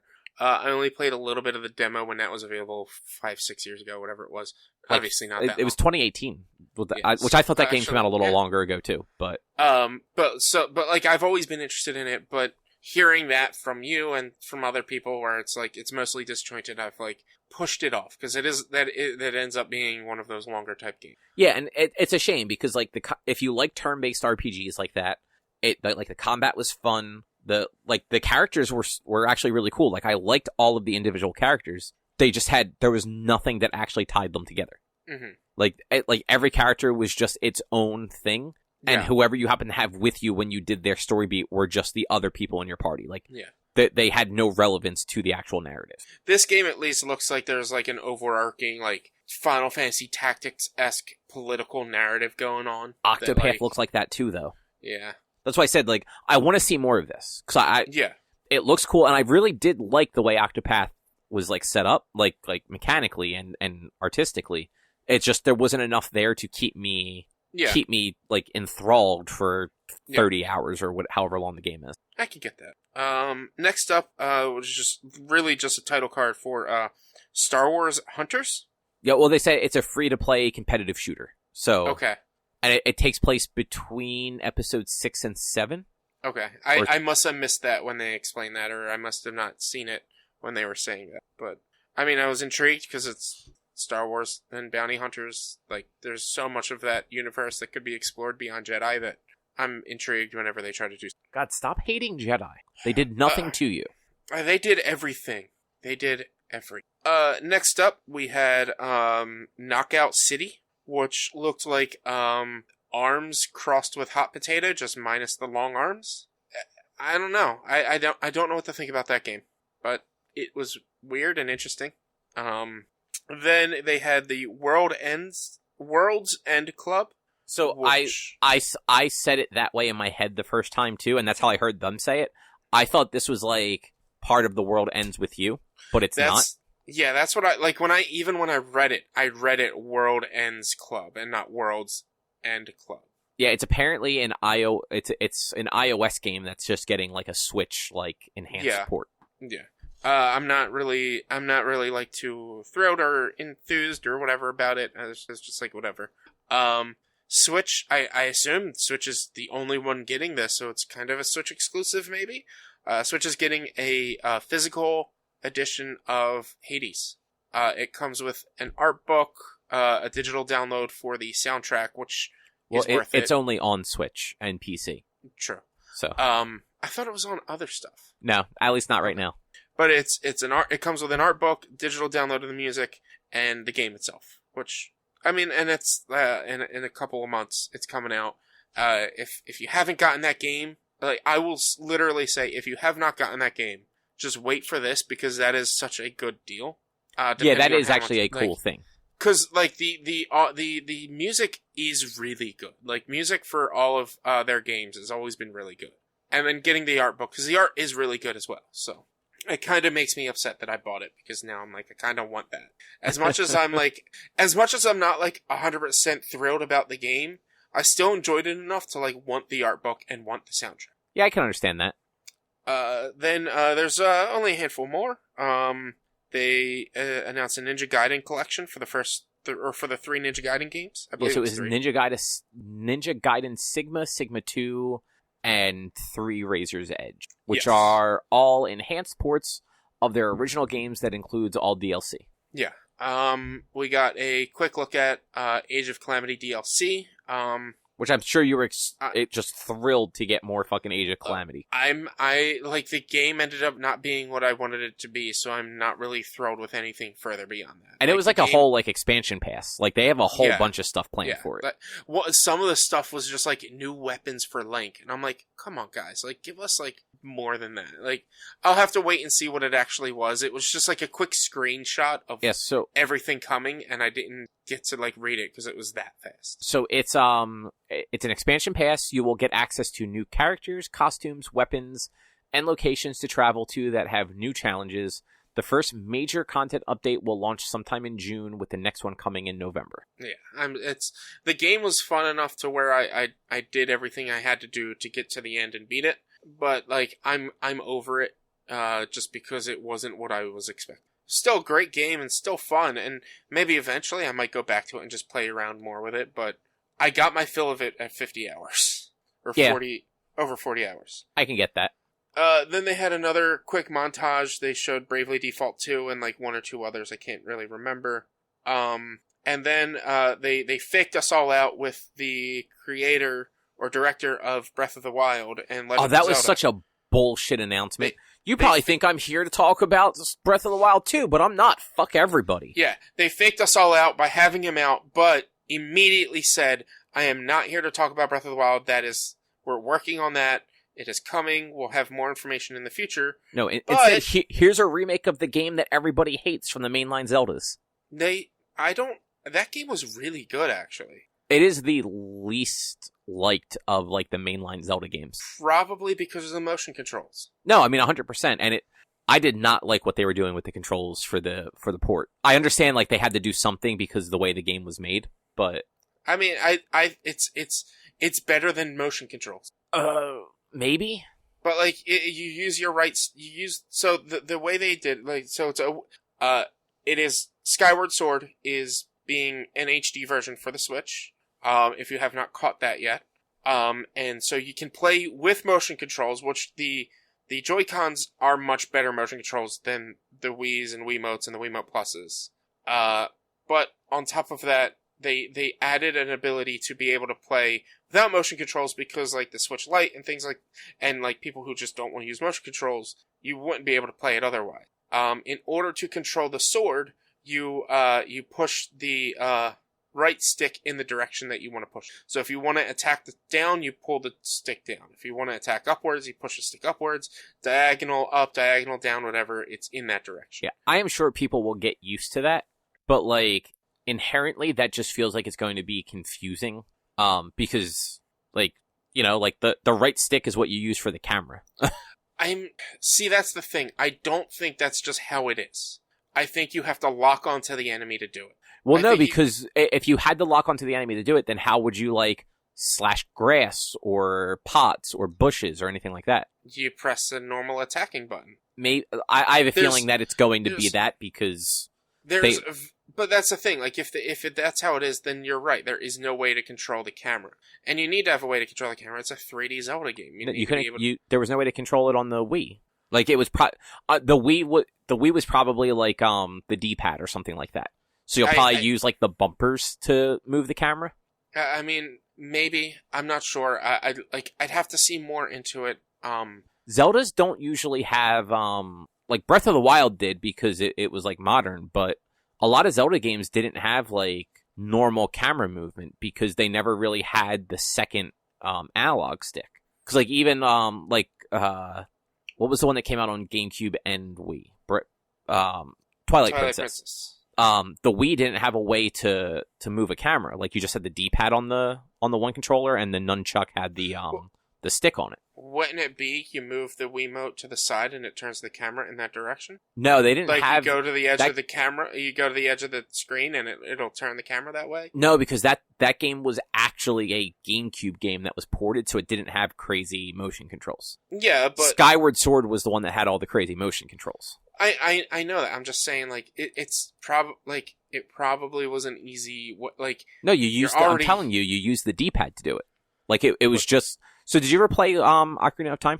I mean, I have. It's been forever. So like, the little bit of camera stuff you have, and even, like, Mario 64, you use the C buttons on the N64 controller. It was the same with this. You use the D-pad. Basically, like, up and down gave you, like, your different, like, distances, and then left and right just rotated the camera around you. Okay, so, I don't... Yeah, left and right now, but now if you're giving people a full stick... Like, it would, to me, just make sense. And, yeah, we're talking Nintendo, so who knows. To me, it would make sense that the motion control attacking is a lock-on specific, or a certain button has to be pressed in order to do it. Because you don't need that close and that accurate attacking all the time. So I think it came down to the way the game, like, as we've seen with other releases, Nintendo's not really putting any work into their re-releases. They had to put work into this one because... they can't require motion controls, or they actually remove the ability for the Switch Lite to be used. Yeah. So I think having it be, like, just the analog stick was the easiest way to convert those motion controls without having to recode the combat system. Yeah, I mean, so that's why I said I would put money down that, like, the left and right bumpers are what you use to rotate your camera, and the right analog stick is always what you use to control your sword. Which, I mean, honestly, it's a little dated, but it's not terrible. Yeah, I mean, look, at $60, I am 1,000% not buying this game. It's a 10-year-old Zelda game that I didn't play when it originally came out because I didn't like it. But, like, Skyward Sword, I did play. It was so good. Like, the whole world, like, it being the beginning of all time, or all Legend of Zelda timeline, and everything, like, the whole story, like, with it, it's just... Even, like, the final battle, which was kind of a pain in the ass, was also really freaking awesome. Yeah, I remember trying it once, not liking anything about it, and just, cool, I don't need to spend that money. I mean, and again, like, you are against motion controls. You were probably against motion controls back then. Like, they're not good. Like, yeah, but now it's different. Like, I wasn't adamantly against motion controls. I was willing to work with it. I played the game, and it is a good game. It is a good Zelda game. It is a good story. The controls are unfortunate, but it is still, like, it overall, it was good. I mean, like, for a game to have a good story but not play well, like, $60, and again, $60 for it, like, Nintendo keeps doing this, and they keep getting away with it. Like, they're just re-releasing decades-old games at full price. I mean, I'm going to talk about another one in a minute.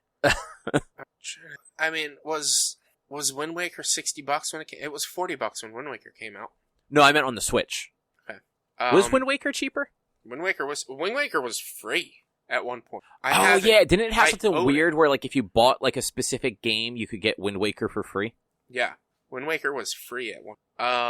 And then, so after that, after they faked us out with no new Breath of the Wild 2 news, and Skyward Sword Remaster, with peripherals, Joy-Cons. They had one final announcement, and it was Splatoon 3. Which is cool. Yeah, I've always wanted to get into that game, but never really had the time or the ability to get into that game. Or, like, either, like, I couldn't afford it when it first came out, and then it was, like, it wouldn't have been worth it getting into it at that time, or, like, it was mostly I couldn't afford it when it came out, and it wouldn't have been worth it getting it afterwards. That, like, you know, I might think about getting this one. I've always been really interested in those games. I mostly want them to have, like, some sort of single-player campaign thing for it, but I know they're not. Yeah, and so, actually, Splatoon 2 had single-player content. It wasn't much, though. It was, like, training. Wasn't it? No, it was actual, like platforming levels with bosses at the end. Okay. It was actually kind of neat, because I got Splatoon 2, and, like, because I had never played Splatoon 1. Yeah. And it was super cool, but for me, like, it kind of fell into that same thing as most games that are, like, strict, like, majority multiplayer. Like, at a certain point, like, I just don't want to play things where you're completely reliant on other people to have a good time. Yeah.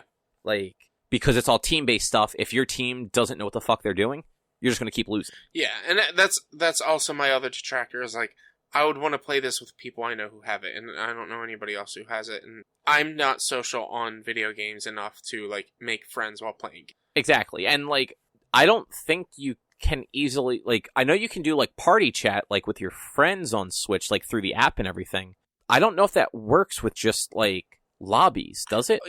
Yeah, if you open up the Switch chat, it'll automatically connect you to your team if you're in your game that you're playing. Okay, so you don't have to know the people for that to happen. No, it's like I was on a Animal Crossing chat with friends that I wasn't friends with on Switch. I was on a friend's island, and so that we were able to talk with each other while we were on the island. Yeah, but that was friends and in Animal Crossing. I don't know if, like, Mario Kart or... I was on a friend's island talking to people I wasn't friends with on a friend's island. But I apologize. So that was in Animal Crossing. I don't know if all the games do that. Like, I don't want to assume. I mean, I've never tried. I've, like, anytime I played online, it was with people that I'm friends with, and, like, we would, if we weren't using Zoom or Discord or whatever, we would use that, and it would just load up. But, like, again, like, the Smash Bros. Lobby, the way Smash Bros. Works kind of terrible, because as the matches are loading, it cuts out and you can't talk to anybody until the match is loaded. So it's I don't know. I don't really know how it works, but... Yeah, I'm just, like, I don't know that I'll buy it again, but I'm just curious how that does work. Like, yeah, if you can if you can do, like, voice chat. I mean, I wouldn't want to, because the internet is full of just horrible fucking people. Yeah, Destruction All-Stars. I actually played that for 30 seconds and hated it. It got in trouble because the mic is automatically turned on your PlayStation 5 controller, so you have to actively turn it off. And so little 12-year-old shits are keeping their mic on and like shit-talking you and being little pains in the asses, because, like, you can't turn off and mute everyone before a match starts or something like that. Yeah, like, apparently all that stuff is, like, super buried in the system to do it. Yeah. That's why, like, the first thing I do every time I turn my PS4 on, or PS5 on, is actually hit the mute button on the microphone. Mm-hmm. Because I just haven't dug around to try and turn all of that off. Yeah. Because, yeah, I never want voice chat enabled, ever. If I'm going to talk to somebody while I'm playing it, I'm going to fucking just call them. Yeah. Well, I mean, you could just do a party chat and talk to them while playing the game. I mean, I don't have a headset. I didn't get their voice coming out of the TV. That sounds fucking awful. Or it might come out of the controller. I don't know. Apparently how that it does. I believe I heard somebody say it comes out of the controller, which sounds even worse. I don't know. I have the headset, so I actually play with that on more often than not. Yeah, like the only time I wear, and like Drew and I were talking about this a little like last week. The only time I wear headphones really is for this. Mm-hmm. Like the headphones I have, like, they're better than my old ones, but they're still super uncomfortable to have on. Yeah, I mean, I live with headphones because I have headphones for work. I have headphones for gaming. Like, nope. Yeah. I just, everything goes through speakers for me. I have earbuds that are okay, but I only ever really put one in at a time because I don't like the in-ear earbuds all that much. Like, I don't like not hearing what's going on around me. And apparently, like, The expensive ones have like a pass-through filter you can put onto them, but I don't know. Like I can't bring myself to spend more than like $15 on like a pair of headphones or. I refuse to spend more than $30 on a pair of headphones. Yeah, like I mean, you spent $100 on a pair of headphones. Well, I'm not talking about like the gaming headphones. I'm talking about like, and not even like audio headphones for this. I'm talking about just like doing stuff like jogging or walking like normal activity headphones. Okay. Like yeah, like I'm willing to spend a little bit more on things that I know I'm going to wear a lot, like my Audio Technicas or like the PS5 ones. But like for something I'm going to wear while jogging or whatever, that shit's going to break eventually anyway. I'd refuse to spend more than $30 on that. That makes like I had like so when I got the phone I have now, I bought I think they were $20, which was like it was more than I wanted to spend on like Samsung. Maybe they're I don't even know if they're Samsung now that I say about it. I don't think they are, because Samsung would have been way more expensive. Of, like, wireless earbuds that go in, like, a little case. And, like, they're fine, but also they're super annoying because they have, like, this, like, touch feature on them where, like, if you touch them, it pauses stuff. Or if you double tap them, it'll, like, skip to the next track. But, like, sometimes I pause it by accident when I'm just adjusting it in my ear because I don't like pushing them all the way in. Yeah. But I don't have any other choice because phones don't come with headphone jacks anymore. Yeah. But, yeah, so... Like, I would actually, like, if you and I were playing a game online, I would, like, call you on Facebook Messenger before using anything through the system. I would refuse to answer. I mean, that's fine. Like, you don't have to answer. I mean, look, the odds of it ever happening are slim to none, but... But, like, if me and you are playing a game on the PS... The only system I would answer for is Switch. Because I already have to use my phone to talk to somebody anyway. But, like, if we're playing a game on Xbox or PlayStation... and you try calling me on Facebook Messenger to talk to me while we're playing a game, I would either message you and say, call me on the damn system, or I would just not respond at all. Yeah, which, I mean, that is an absolutely valid response. Like, I don't have a headset that I can connect to the PlayStation, and I'm fucking not having it go through the controller. Wait, what about, you had a PS4, right? We've been over this before. I threw that fucking earbud thing away years ago. Man, I still use that for work. That thing right was now. So fucking uncomfortable. I mean, I would use it all the time when we played World. It sucks because it would pick up everything coming out of my soundbar, but I use that shit for work now. It stays plugged into my work computer. Yeah, no, so I have actually, my work actually bought it for me. I have $100 like Logitech like wireless headset that is actually super comfortable. Has fucking terrible quality though. But there's no way to connect that to the PlayStation. So my work provided me with an Encore Pro 320. It's a USB headset that the foam for it is stiffer than like wood, and like it's a single ear headset. No, it's a double ear headset. But like the foam around the ear parts is so uncomfortable, and it's so tiny that I refuse to use it. That like once my PC was set up, I asked the IT guy, do I need to use this headset? Or, like, is this system only set up for this headset, or can I use my own personal one? And he's like, you can use your own personal ones if you want to.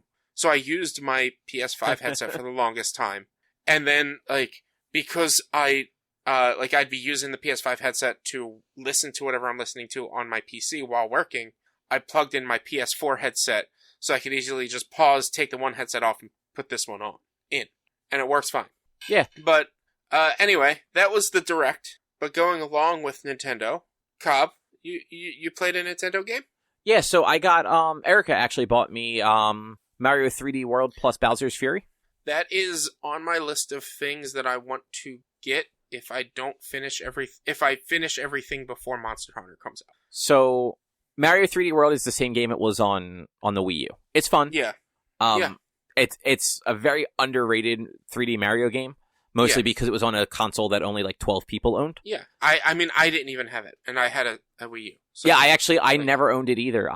We've talked about it before. I played the majority of it with your brother while we were both unemployed. Yeah. Which shows how old it is too, because that would have been like late 2013 into early 2014. Exactly. It is actually, so it is a lot more challenging than you'd expect it to be too. Mostly because it is 3D and it's very easy to just misjump and jump right off of a fucking level and die. Mm-hmm. especially when you're in some of the more complicated platforming stuff. It's got that Sonic 3D kind of thing to it. Like Sonic 3D, although it was more isometric and you were able to place yourself more. And I'm talking Sega Sonic 3D. Yeah. It's like it was like still you had that chance of like over processing your jump and over jumping because of how the level was laid out that you could just jump off the edge, no problem. Yeah, no, that is exactly it. And then there's also just situations where the mechanics of the game, like if you're running and you like jump, like, or even if you're just running, like you skid stop on like everything. So it's real easy to like skid stop or just jump when you only meant to do like a small jump, and you just fucking end up long jumping basically. Yeah. Especially when you're in like the cat suit, because the cat suit's very kind of like nimble and just all over the place. Yeah. The cat suit also has like the dive mechanic where if you tap, I want to say like X or Y while you're in the air, you do like this dive bomb diagonally, but you have no real control over it. So if you just if you do that by mistake, there's a good chance you're just dive bombing off the level. Yeah, it's not like it's like a lock on thing. That's just one of those things where like you need to know like the distance that they're gonna drop and like how far, like you need to know the angle. Yeah, and exactly. And you learn that from playing. So like after you get into it and play it so many times and use that suit enough, you'll know it. Yeah, and like all the levels are fairly short. It's broken up like a more traditional Mario game with worlds, and each world has like a set number of levels in it. At the end of the level, there's a castle. All the castles are different. Some of them are actually like outside. And when you get to the end of it, you fight a boss. And like not all the boss fights are just like straight like jump on the thing or grab him by the tail or what have you. Like the first boss fight against Bowser, which is like the first castle, he's in like a car driving away from you, throwing bombs. And you actually have to run up and kick the bomb back to him before it explodes to do damage to him. Yeah. But what I really want to talk about is Bowser's Fury. Which, when they showcased that, I think like 2 or 3 weeks ago, they did have a quick like 10-minute mini direct or not even a direct, but like a 10-minute showcase on Bowser's Fury. It might not even have been 10 minutes. It looked interesting. It looked pretty cool. Like, yes, a whole new like 3D-esque Mario game. Yeah, so I took a bunch of notes about it. So it's delightful. Mm-hmm. It's got kind of in a weird way, it's got like a strong sunshine vibe to it. Yeah. So it opens up where Mario's like running along and he finds like this black goo on the ground, and then the goo leads to one of the stylized M's from Sunshine that like get you into all the worlds. Okay. And you jump through there and you end up in this it's called Lake Lapcat. Lapcat. Mm-hmm. There's no flood, luckily. But it's this like big lake with all these like little islands and stuff kind of scattered around it. And all the islands have lighthouses on them. But a bunch of the water is covered in this black goo. And you find Bowser Jr. And he basically tells you that he needs your help. His dad, Bowser, has been corrupted by this goo, and he needs somebody to help him. Yeah. So basically, the way I took this in, Bowser has been affected by Dynamax energy. And is in an uncontrolled Gigantamax, which is Fury Bowser, where he's just giant black goo Bowser. If that works for you, then yes. It could also be like a Kaiju, like Power Rangers thing. Well, that is more so what it kind of is, because I did see in like the showcase, you eventually get a big bell that makes you giant to fight Kaiju Bowser as Kaiju. Let's be real, isn't that different from Pokemon, where you go into a fucking Dynamax raid, the enemy is Gigantamax, and eventually you can Dynamax yourself. Yeah, but this is not RPG style, so. But yeah, so it's open. So it's open world. Like you can go do whatever you want in any order. There's no like paintings to jump in or anything like that. Bowser Jr. is an ally throughout it, so he kind of hangs around with you. He actually stores all of your power-ups too as you find them. So you can have 5 of every power-up, and it's so you have the cat suit, the raccoon suit, the boomerang, the fire flower, and just a regular mushroom. Okay. I feel like there's one other one I'm missing too. Ice flower? No. There's one more suit one. It's like a silver bell one. The gold bell's the cat. The silver bell kind of looks like the raccoon, but it behaves a little differently. I forget exactly what the difference is with it, though. Okay. But yeah, you can hold up to 5 of each of those, and you can actually swap them kind of on demand. So if you're the cat and you decide you need the fire flower, you can just hit up, select the fire flower. Bowser Jr. will throw you one, and then take the bell back and put it back into your inventory, essentially. Oh, that's cool. It's cool. It does make it a little bit easier because you never really have to worry about, like, not having a power-up if you get hit. Yeah. The only time you can't use those power-ups is when you are gigantic. Okay. But you also have an option with Bowser Jr. to set him to help you. So he can either help you a little bit, a lot, or not at all. And I set it to a little bit just to see what it was like. And he basically just attacks enemies for you. Mm-hmm. Doesn't attack all of them, can't kill all of them. But like Goombas and stuff like that, he'll just take them out for you if like they're nearby. He'll also pick up coins if he happens to like move over them for you, which is helpful. Mm-hmm. I don't know how much more aggressive he gets if you put it onto a lot, but he was aggressive enough with it set to a little. So yeah, every island, it very typical Mario, like 3D Mario setup. Every island has like shines on it. They're cat shines. And they have these light towers. Not light towers. Fuck. What are those things called? Lighthouses. Lighthouses. And they're all covered in black goo. And every time you get a shine, it knocks the goo off temporarily until you find all of the shines. Every island has 5 shines. It's very puzzle platformy with a lot of that stuff. A lot of the islands have similar shrines or similar ways to get shines. There's usually one just for getting to like the area of the lighthouse. There's Bowser blocks that you can only take out if Bowser hits them when he's rampaging, which I'll talk about that in a minute. There's usually like there's always a collect 5 tokens. So there's 5 little cat tokens hidden around like an island. When you collect all 5 of them, it becomes a shine. Some of them you actually can't get easily until Bowser is also rampaging. There's a bunch of blue coin trials where you hit a switch and a series of blue coins show up. You collect them all, and then another set shows up, and it kind of resets the timer for it every time. Yeah. Some of them are a lot harder than others, but they all seem at least doable once you...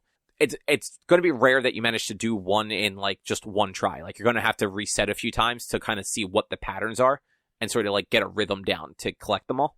Mm-hmm. And there's some, like, mini fights, like some mini bosses to take out.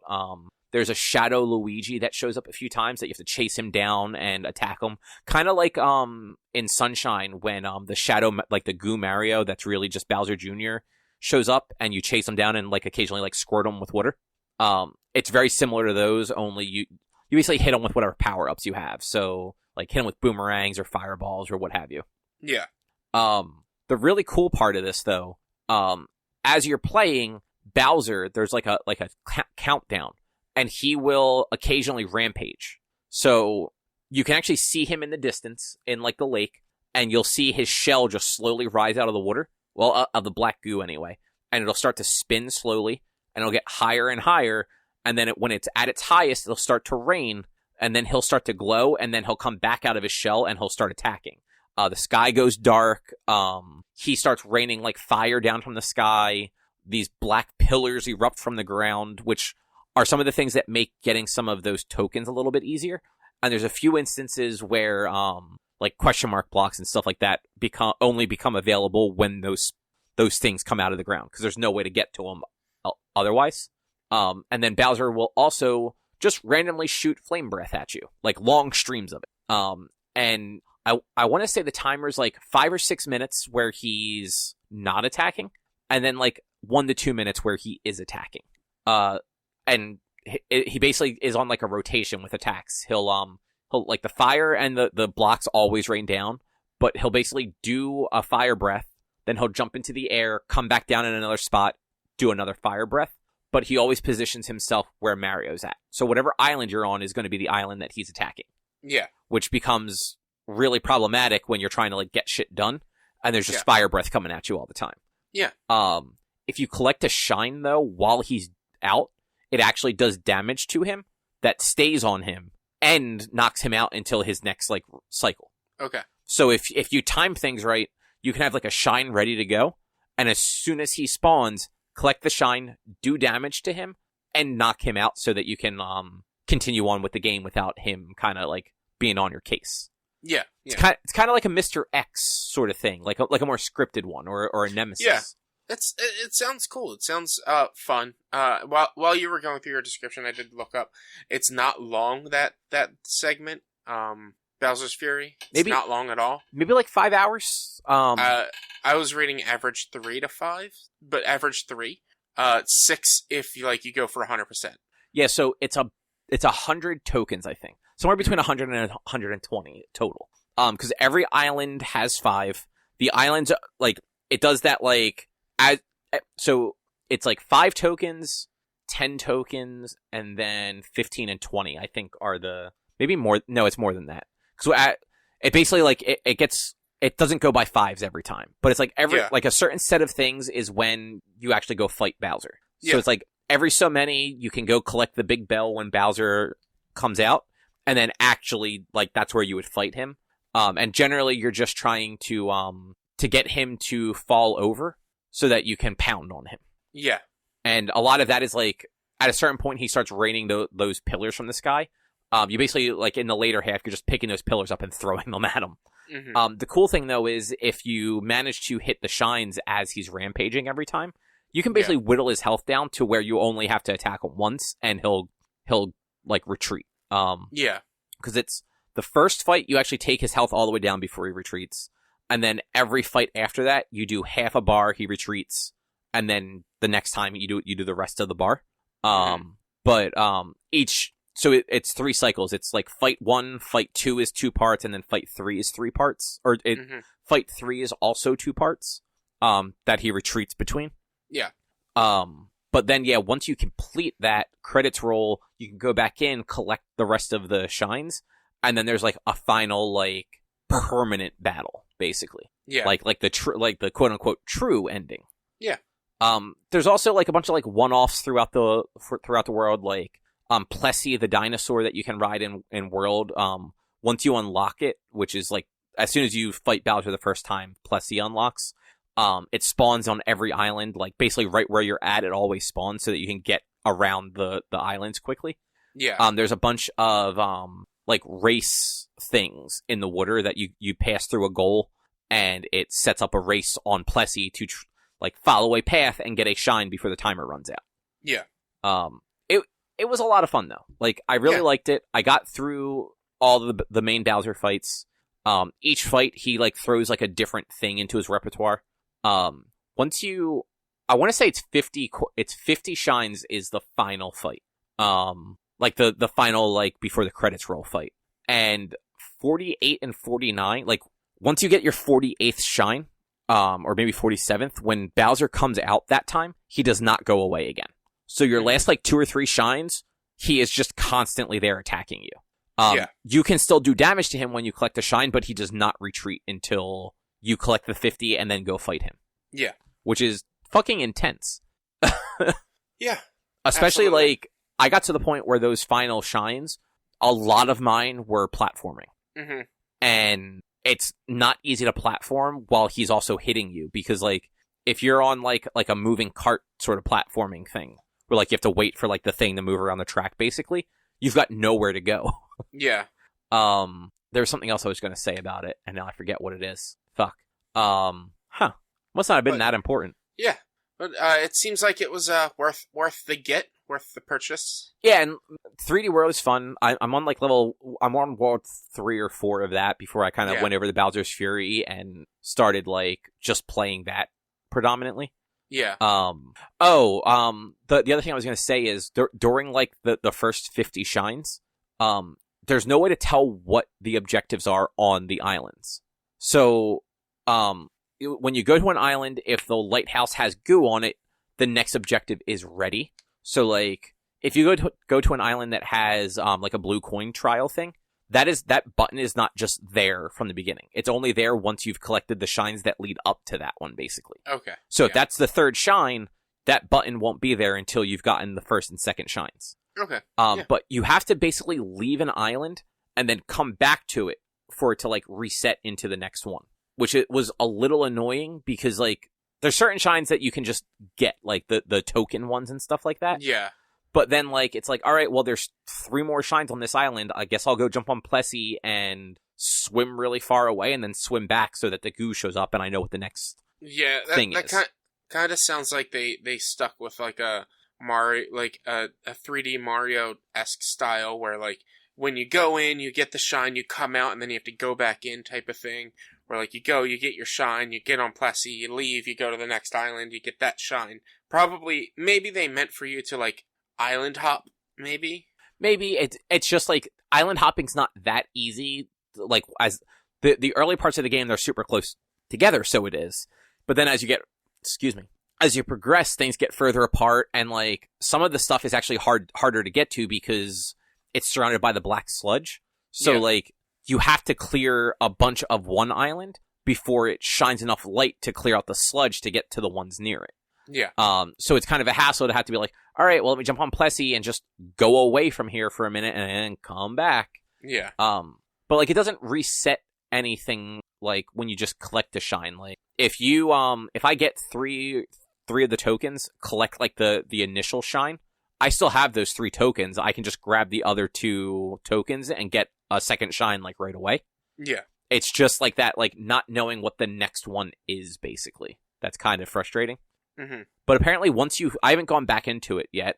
Once you clear the game and roll credits, when you go back in, the game's just like, hey, here's a map that shows you, that you have a map anyway, but the map shows you all the islands that still need shine, that you still have shines to collect on, what their objectives are, and lets you just warp to them. Yeah. So it's like, here, we made this a little bit easier to 100% this, which is cool because it's not a full game. Like we said, it's like 5 hours-ish. Yeah, 3 to 6 hours depending on your playstyle. Yeah, like, I think it was about 3 hours to get through, like, the 50. That's why I rounded up to, like, 5, because I figured it'd be all about 5 to collect the rest of them. Yeah. But yeah, it is cool. Definitely worth checking out. Nice. Yeah. What is next? So, I was hoping Drew would be on because he knows a little bit more about this stuff. But Dota 2 has an anime coming in March to Netflix. Yeah, nice. It's called Dota Dragon's Blood. It's going to be 8 episodes, and it's going to release on March 25th. Yeah. Interesting. I mean, like, you had mentioned that to us earlier, and I was just like, that's interesting. Yeah, because I don't really think of Dota, or League of Legends for that matter, of, like games that you play for a story. I know they have a lot of lore to them, but I don't know that anyone really cares. And see, that's the thing, like Dota, League of Legends, what is that game that Drew likes? I mean, Apex to an extent, and even, the other one, that both you and Drew like, Overwatch? Shooter, Overwatch. Like, they all have characters with lore behind them that you could definitely do an anime on. But, like, I feel like Netflix is dropping the ball here. They see Dota and Dota 2 and see, like, oh, millions of people play this game, they're gonna watch this. No, they're gonna watch an anime about people playing the game, but they're not gonna watch an anime about the game. Yeah, because, like, that's the thing, like Overwatch has super colorful characters with a lot of personality, because Blizzard did that work. Yeah. Dota, like, original Dota, was a community mod for Warcraft 3. Yeah. Dota 2 was just an independently developed, like, sequel to that done by Valve. Basically using the source of Warcraft. Like, it's all looks still exactly like Warcraft 3. So, like, it's, like, it has some, like, different, like, stylized characters and some coloration to it, but, like, I don't think people are going to be interested in this because I don't think people really care about Dota stories. Yeah, like the hardcore Dota fans, I don't think are going to care about this because they're too busy playing Dota. And, like, they're not playing Dota for lore; they're playing it to play it. Yeah. There's definitely, like, a subset. 'Cause I saw them on Twitter of people that are fans of Dota that are excited for this, which is awesome. Yeah. Yeah. It just seems weird. Like you said, it seems like one of those things where they saw a game that has a huge player base in the millions, and they went, "Let's do it." Yeah. But who knows? Maybe we're completely wrong. Like, none of us are really in the MOBA scene. So yeah, and it's also like I've come out and said, like, I love, like, lore behind games and lore behind things. Like, I've watched 5-hour-long videos of lore on Destiny and like even things like Monster Hunter that's like all under the radar stuff that like you wouldn't know unless you like read all the cards and looked this all up. Like I would probably fall down that hole with Dota if I looked enough into it. And I have played Dota 2 enough to be like, this is enjoyable when I'm playing with friends. But like I don't know if I'll watch an anime for it because like I'm not that big of a fan with it, and I don't know. It's just like it's weird. It's different. Who knows? I'll have to wait and see what the animation's like before I decide whether or not I'm going to watch it. Yeah, I think I didn't read a whole lot about this, but I think it's the same studio that did the Castlevania stuff. So like stylistically, it's probably going to look pretty cool. Yeah. But moving on, this one actually both of us would probably be a little more interested in. Marvel announced a new MCU docuseries. It's called Assembled. Mm-hmm. So the first episode of it is going to actually air on March 12th, and it's going to be the making of WandaVision. So it's after WandaVision's over. Yep, seems. the week after. So the way it's apparently going to work, and I wonder if all the shows are actually spaced out like this right now. It's going to be like a thing that airs following the conclusion of something. Makes sense. So they've already indicated that Falcon and the Winter Soldier, Loki, Black Widow, and Hawkeye are all going to also have some sort of assembled episode about them. Yeah. But this is super cool because, like, WandaVision, like we've talked about it a whole bunch, like, it's got a bunch of neat aesthetics. It's pulling in from a bunch of different parts of the MCU with different things. There's a new main set every episode. Like, yeah, so, like, just seeing kind of how they came up with the concept and how they film it and all that, like, I imagine that's actually going to be super cool. Yeah. It'll be pretty sweet. I'll probably watch it. Yeah, and I mean, if it's one episode per series, like, at most it'll be an hour, and at that point, it's like, why not? Like, there's nothing. There's no other show releasing that week, so yeah, that Friday there's nothing else. So instead of watching WandaVision, I'll watch that for that hour. Yeah, and frankly, like some of the other documentary stuff I've seen on Disney Plus, like it's all really good. Like it's interesting. Yeah. Because there's a like a making of the Mandalorian, and it's like it's a multiple episodes for season 1 and multiple episodes for season 2 that I keep meaning to check out. Mm-hmm. But yeah, this I'm interested in, and it's less than a month away, which also sucks because that means we've only got a couple episodes of WandaVision left. Yeah. What do we have? 3, 7, 8, 9? Yeah, I believe so. Yeah. Ugh, it's a bummer. That is a bummer. I did see that apparently the next one maybe, or the one after that, is going to be Modern Family, is going to be one of the sitcoms it adapts from. So the talking head things. Well, yeah, it's like the mockumentary style. So that's like, the word I was looking for. Yeah, I'm not surprised. Like that has been highly prevalent in a lot of shows, not only like Office, Parks and Rec, Modern Family. And I'm sure there's others that we don't know. But like it's also it's a lot of reality TV in general as well that does it. But true. Yeah, I'm not surprised that that's something that they're going for. I was hoping for like Vision being Jim type of thing where he's looking at the camera and raising his eyes or whatever. Well, so I don't know. So I honestly don't remember where this is from. But apparently the actor that plays Wu in WandaVision played like a version of Jim in The Office. Yeah, I shared it with you guys. He did. He was, okay. I couldn't remember where I saw that from. It was later in the season. So probably how many seasons was that show? 8 or 9. So probably like 7 or 8. It was 9 because Steve Carell left season 7. So then it was like season 8 or 9. 7 or 8. He hired their friend who was an actor to come and pretend that he was Jim. Right. Yeah. Okay, I do remember that now. It was one of the cold opens. And so the meme I had shared with you guys was like, it's nice to see that Jim is or that John Krasinski's getting a role in the MCU or something like that. Right. And I do remember that. Yeah. But yeah, I mean, not to talk about WandaVision a whole bunch, but I was a little bummed that we didn't get like a early mid-90s sitcom this week. It went right to early 2000s. It was Malcolm in the Middle. Yeah, which started in the year 2000. Really? Yeah. I mean, well, like last week was what was last week? It was like Full House and Growing Pains and like the late 80s. late early 80s, 90s. but like those all went into the 90s enough because they lasted long enough that I feel like they kind of tracked. Because it also had like a Seventh Heaven type of feel, which was also 90s. But they missed like the peak mid-90 like TGIF era with Boy Meets World and fucking Sabrina the Teenage Witch. Yeah, I mean that could have worked so well, but I mean I wasn't. I liked it. No, I was you know why it would have with worked fucking perfectly? Every episode of Sabrina opened up with her in front of the mirror, magically changing her outfit, and then the last one would be something goofy, and she'd look at the camera and break the fourth wall. Yeah. That would have been the perfect fucking opening bit to do, because it was the Halloween one. It could have been Wanda trying on a bunch of different outfits from her different comic book things. Yeah, but like, I was happy that it was Malcolm in the Middle. I'm happy Malcolm in the Middle got some recognition, because I feel like that's like an unsung hero of sitcoms. No, that one's definitely well regarded. I think it's just because it's in that weird era where like it's at this point it's 20 years old, but it's kind of like it's after like the peak like TGIF era, but before kind of like the Renaissance with like your How I Met Your Mothers and your Modern Families and stuff like that.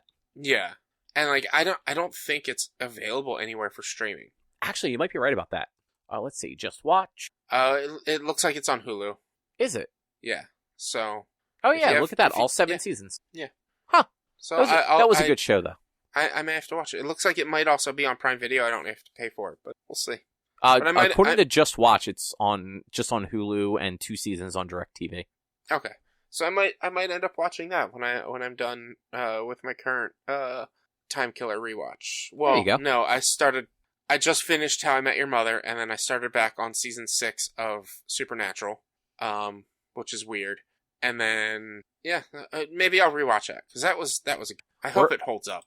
We're almost done Buffy and Angel. Yeah. We just finished season 6 of Buffy, season 3 of Angel. Nice. So next up is the final season of Buffy and the penultimate season of Angel. So because you mentioned Angel, not to go too far off on a tangent, I just want to bring this up. There's a comedian named Steve Hofstetter who is very, very active on Twitter, anti-Trump, I wouldn't even say he's pro-Democrat, but he's anti-Trump, anti-Republican. And so, like, anytime any celebrity or big name, like, says something Republican, like, he's been going off on, Kevin Sorbo, because Kevin Sorbo apparently is a shitty person now, which we talked about that last week. Yeah. He has a quarantine comedy show that he does, like quarantine live stream comedy show that he does like every couple of weeks. They just reached 200 episodes. He had gotten into an argument with the actress who played Buffy in the original 80s movie, Christy Swanson. And she ended up blocking him. Yeah, no, she's a super Trump supporter too. It was a huge bummer. Yeah. Because she's also Lasseter's wife in Psych. Yeah. The ex-con woman. But so, like, he got into an argument with her. She ended up blocking him. Somebody paid for her cameo to say congratulations on 200 episodes for Steve and everyone who runs their show. And specifically to say how good of a guy Steve is and how awesome he is. I think I saw you share that, actually. Yeah, it's the best form of revenge I could ever see. I loved it. That is funny. Vengeance. Yeah. Just had to go off on that. Yeah, the MCU docuseries, those are interesting. I'll probably watch them. Yeah. So I'm going to actually combine 2 things real quick. I'm just going to keep it really short because I don't want to spoil either of them. There's a show on Sci-Fi that we literally just started watching last night called Resident Alien. That's with Tudyk, right? Yeah. Alan Tudyk is the main character. He's an alien from outer space, obviously, who came to destroy the Earth. Yeah. But his ship got struck by lightning and he crashed and lost the thing that was supposed to kill all the humans. And he's been searching for it in like Colorado in like the mountains. Yeah. But in order to do that, he found like a dude in like a remote cabin on like a lake outside of like a really small town. Murdered him, threw him into the frozen lake, and then his species can adopt like the cellular makeup of other species. So he turned into him, and that guy happens to look like Alan Tudyk. Nice. And now he has to pretend to be the town's doctor after their former doctor died after being poisoned and then trying to give himself a tracheotomy so that he could breathe. He just didn't get it done in time and died. Wow. It is super funny though. Like both dark funny and like funny. Yeah. Like he gets drunk in the first episode and like starts dancing and he doesn't know how to. He learned the English language from watching Law and Order marathons. Okay. So like every time a mystery thing happens, he does the dun dun. I've seen like teasers and trailers for that, and I want to watch it. So. Yeah, it's only 3 episodes in. I think the 4th one is on like tonight or tomorrow. Definitely worth checking out. I don't know if it's available on anything to stream at the moment. I can tell you though. So I don't know if like Sci-Fi has any deals anywhere. It looks like you can buy it on Amazon. Oh, actually, apparently it's streaming on Sci-Fi. I don't know if Sci-Fi has like a CW-esque thing. Let's see. I'll click into it and see what it says. Oh, actually, I think you can actually just watch straight off of their website. Which I like when stations do that. Yeah, it looks like I can watch it. But let's move on. Yeah. So good show though, worth checking out. And then we also watched the 2nd season of The Boys. Like, well, we finished it. We've been watching it slowly over the last like week or two. Mm-hmm. Did you ever watch the first season of that? No, it is on my list of things that every time I see a trailer, because I've been watching a lot of Hulu, every time I see a trailer, I'm like, I need to watch. Yeah, it's on Amazon Prime. It's a very good show. It's very fucking brutal. Yeah. The 2nd season even more so. There's a straight up Nazi character. Mm-hmm. And the last episode has one of the best fucking just beat down fight scenes I've ever seen. Yeah. Like, it's not like an awesome choreography. Like, it's not like something like out of the MCU or whatever. It's literally just like characters just beating the shit out of each other. Nice. Yeah, that is a good show. It's fucking dark and it's hard. It's not an easy show to watch like several episodes of. Mm-hmm. In a row. Like maybe like the most we ever did was like 2 at a time. But like it's really good and definitely worth watching. I think both seasons are just 8 episodes apiece. Yeah, it's I think I'll watch that when I'm done this season of Supernatural. Yeah, that's worth it. I delayed getting into the season of Supernatural because season 5 ended so damn well, and like this is when it starts to get bad. That I was like, I don't want to ruin this. So like I delayed. Is this like it gets bad and then it gets better again afterwards? That's what I hear. Like season like 7, 8, and 9 aren't that great, but then season 10 through 15 it gets better type of thing. But like some people even said like, oh, just skip these seasons, and I'm like, no. If I'm gonna watch it, I'm gonna watch it all. So like I delayed, and like even season 6 is just like so far I'm like 6 or 7 episodes in, and I'm just like, I'm just not feeling it. This is weird. Like, it ended so well, and it's just like, I don't know. It's just weird. But yeah, after you're done that season, 16 episodes of The Boys.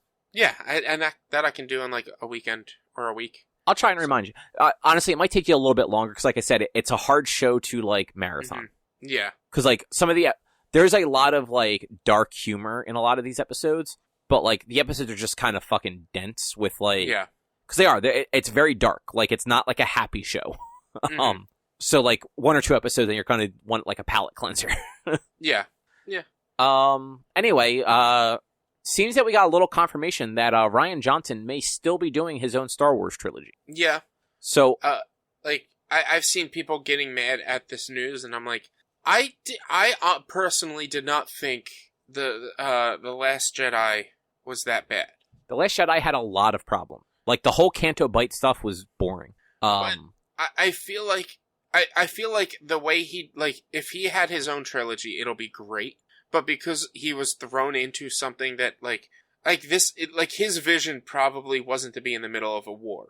Like, I don't know. I'm just... That's the thing. So he seemed to, the biggest complaints for Johnson is the way he handled legacy characters. Because frankly, like, all the existing characters were not treated well by him. Like, that's just what happened. And like you said, like, he basically got handed off in like a relay race. Like, yeah. JJ started it, and then he got handed what JJ did and had to come up with something to work with that. And like, that's hard to do.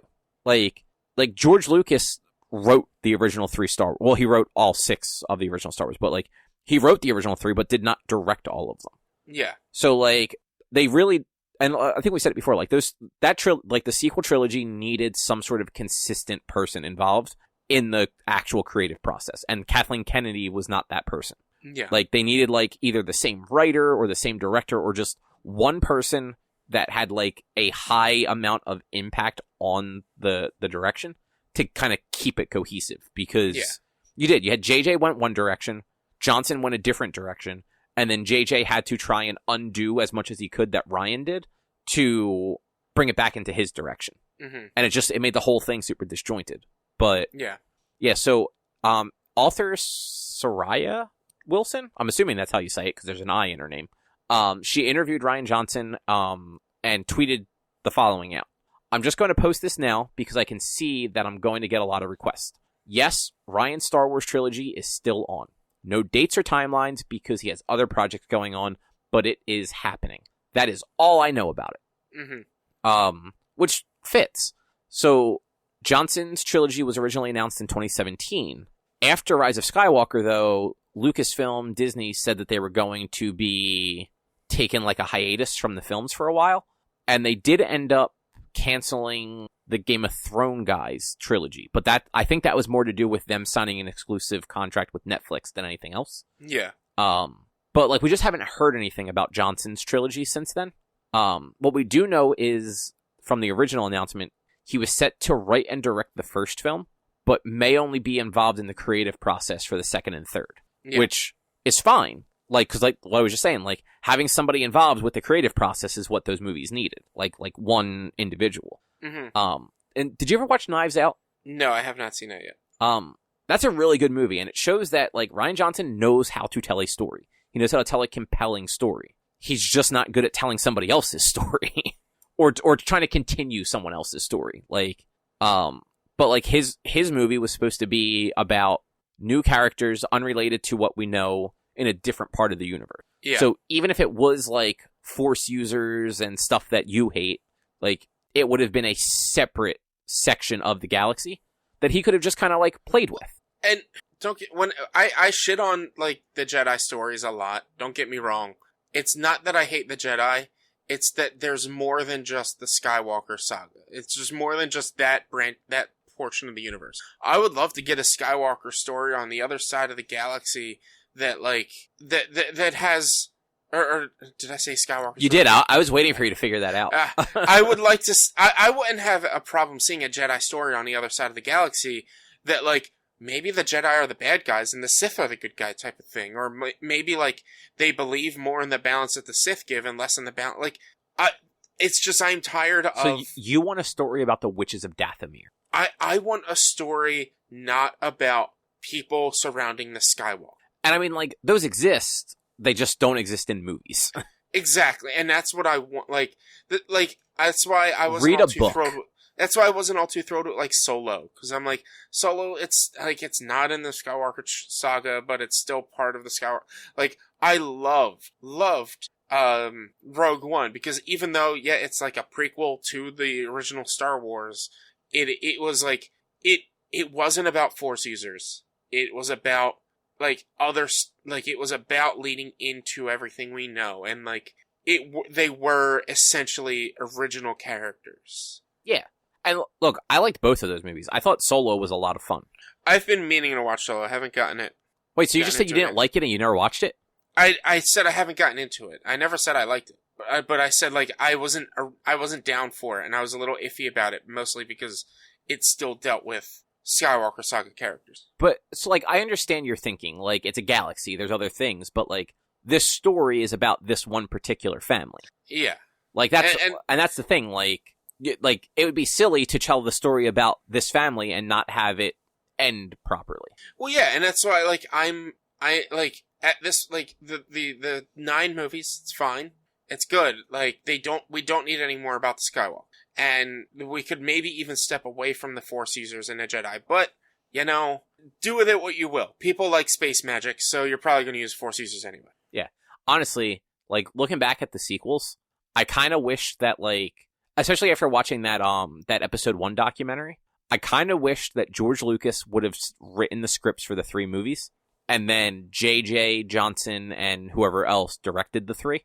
So I think at that point we would have had something that was an actual continuation of the previous 6 movies, but that actually had like direction to it to make them cohesive stories. Yeah.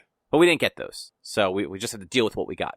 The next planned movie, though, is the Rogue Squadron one from Patty Jenkins. So that's probably not going to have anything to do with Skywalkers. Which and Rogue Squadron, there's a lot of fucking things you can do with that. I'm all for it. I am pumped about it. Yeah, like that should actually be very cool. I'm interested to see like what era it takes place in. Yeah. But yeah. And the last bit of news, we mentioned last week that Bella Ramsey was cast as Ellie from The Last of Us. Yeah, and she's known for Lyanna Mormont from Game of Thrones. And then they never did scenes together, but fellow Game of Thrones cast member Pedro Pascal is going to be Joel in the HBO Max The Last of Us series. I feel like that's a really good casting. Yeah, no, he is a very good actor. Like, yeah, because you watched all of Game of Thrones, right? Yes, I did. Yeah. And we said this last week when we were talking about it, because Druten doesn't know Pedro Pascal, has never watched anything he's been in. If you had told me Pedro Pascal from Game of Thrones, I would not know, because like I know who he is. You'd have to tell me who he is and what happens to him. Oberyn Martell, he got squished.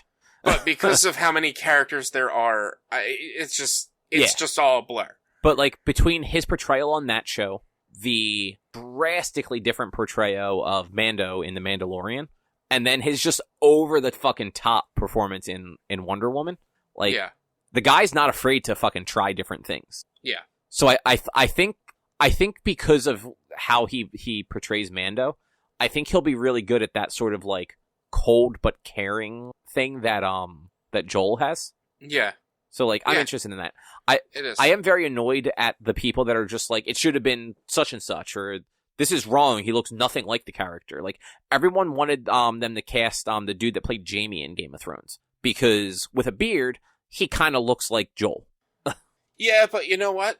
I honestly think Pedro Pascal's a better actor than that guy. Probably. I've only ever seen that guy in Game of Thrones. I can't pronounce his name. It's like Nikolaj something or other. Yeah, he's got a super European name. What's I was gonna say Swedish, but I don't think it's Swedish. But he was good in Game of Thrones. Like he definitely had like some character range going there. But yeah, like just because somebody looks like a character doesn't mean they should play that character.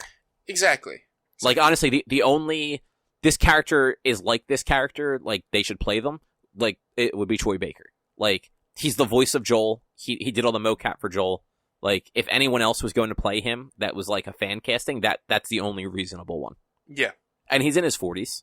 So, yeah. You know, a little makeup will make him look like he's in his late 40s. Yeah. Like I said, I think it's a fantastic casting. Yeah. Yeah. Pedro Pascal and Bella Ramsey will be the people in charge there.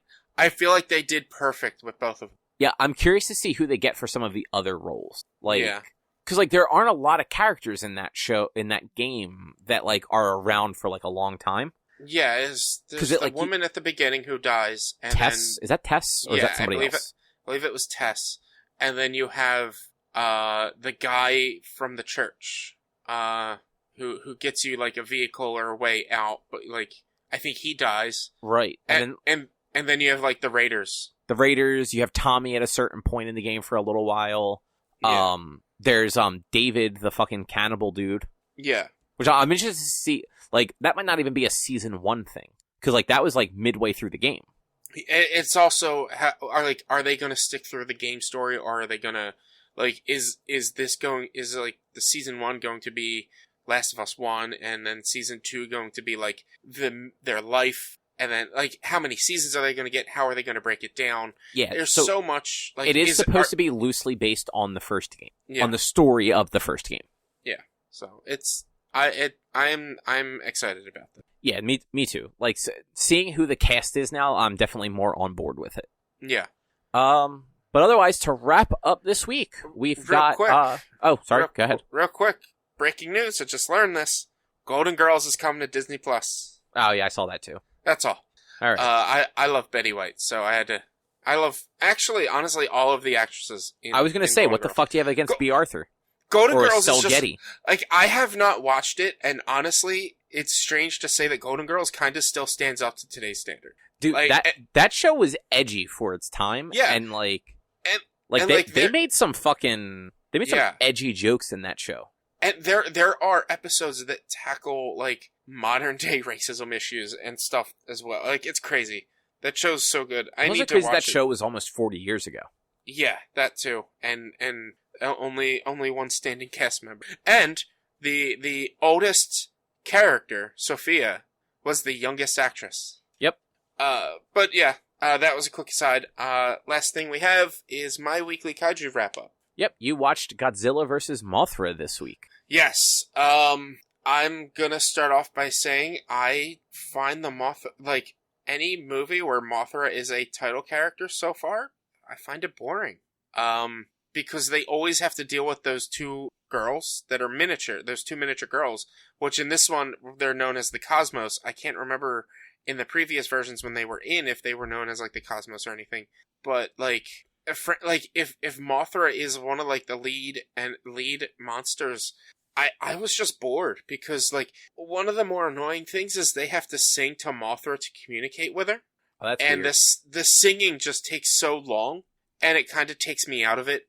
The movie as a whole was interesting, but, like, a meteor hits the Earth, and it hits near where Godzilla was resting because it was being held down by Mecha King Ghidorah. So, like, the meteor hits and awakens Godzilla.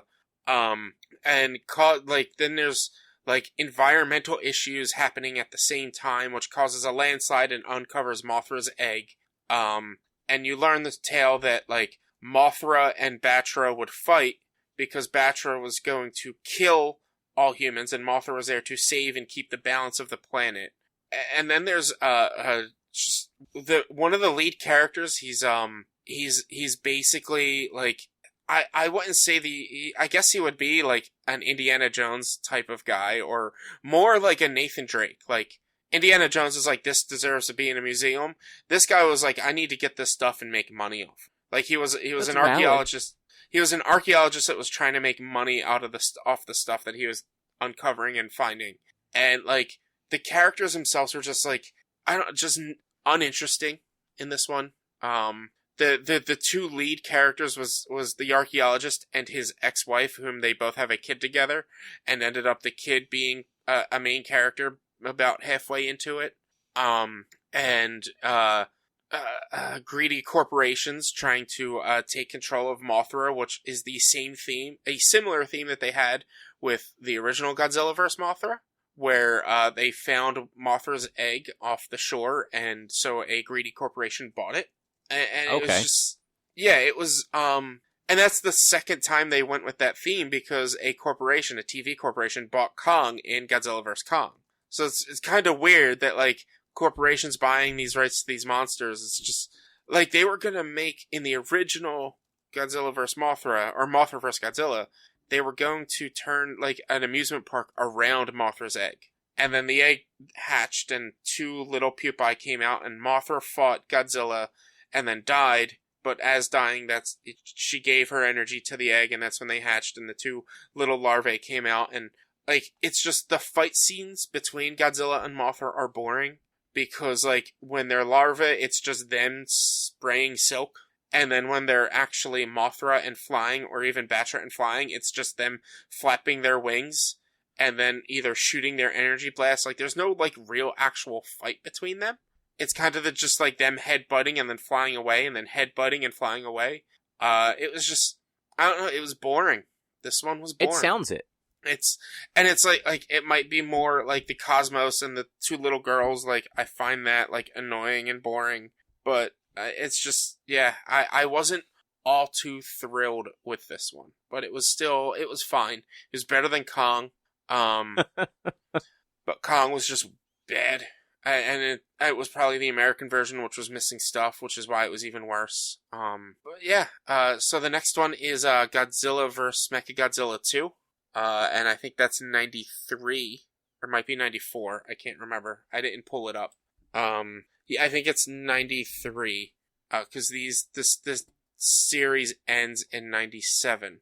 Oh, wow. IMDb. Yeah, so it's the Showa, or is it the Heisei? I can't remember. Let's scroll down. Yeah, the Heisei era is 84 to 95. My mistake. So and then yeah, the Millennium era starts after that, right? Well, yeah, then it's, after that, it's 98 American Godzilla, and then 99 is Godzilla 2000 Millennium, which is the Millennium era, which is 99 to 2000. So this one is, the next one is Godzilla vs. Mechagodzilla 2. The first time we have Rodan, in this era. Also, first time we get to see Baby Godzilla. Oh boy. In this era. Yeah. There's Baby Godzilla in this one, and then becomes Little Godzilla in, Godzilla vs. Space Godzilla. And then it's Godzilla Jr. in Godzilla vs. Destroyer. It grows, obviously. It's strange that it grows that fast and it's only a year apart from each other. Look, you don't know what their gestation period and shit are. No, I don't. But yeah, I personally found Godzilla vs. Mothra boring and kept losing interest in it, but made myself keep watching it because, I mean, it's still a fun kaiju movie. Just, like I said, fight scenes were boring and, like, I find the Cosmos characters or like the little twin girls just boring and annoying. And the fact that they have to sing to Mothra and they sing so many times, and I'm just like, come on, like, we understand. I don't need this, and I don't need you to keep singing anymore. Which, like, I thought about maybe trying to watch the Mothra films, but I feel like they're going to be the same as these, that I would not be interested at all. I don't know, give one a shot and see. Eventually, after I get done with all the Godzilla films, we'll see what I decided. That's fair. Yeah. But so what was the next one? Mechagodzilla? Godzilla vs. Mechagodzilla 2. Right. Okay. Yeah. I will forget that tomorrow when I go to put it in the show notes. I will have to look it up. It's fine. It's Godzilla. It's funny because this is the first Mechagodzilla in this era. But it's a sequel. But it is Godzilla vs. Mechagodzilla 2 because the first Godzilla vs. Mechagodzilla was called Godzilla vs. Mechagodzilla. And then in the Millennium era, they did Godzilla against Mechagodzilla, so they didn't have to have the number 2 next to it. Wait, what was the other one with Mothra called? Was it not called Godzilla vs. Mothra? It was Mothra vs. Godzilla. Oh, they swapped it. Yeah, so in the Heisei era, which is 54. No, that's the Showa era, I thought. Or the Showa era from 54 to 75. A lot of them were the enemy monster versus Godzilla because Godzilla was considered the villain throughout most of them. Like, so it's Godzilla raids again, King Kong versus Godzilla, Mothra versus Godzilla, Ghidorah the three-headed monster, Invasion of Astro Monster, Ebra Horror of the Deep, Son of Godzilla. Like, a lot of them didn't really have Godzilla in the tag until 71 with Godzilla vs. Ghidorah, and then Gigan, and then Megalon, where Godzilla was first. Oh, okay. From that point on, yeah. Yeah, I never noticed that. Even in 75, the last one in that era, which was Mechagodzilla 2, it was Terror of Mechagodzilla. Okay. Huh. Yeah. Well, I guess that is probably a show. Yes, you guys learned some naming conventions of Godzilla through this. If you'd like to find more of our content, you can head over to www.one-quest.com. You can also help us out by supporting us at patreon.com/onequest. If you can't support us there with dollars, you can go over to your favorite podcast platform like Spotify, Apple Podcasts, Google Podcasts, Stitcher, Amazon Music. Rate us, review us, subscribe to us. All those things help.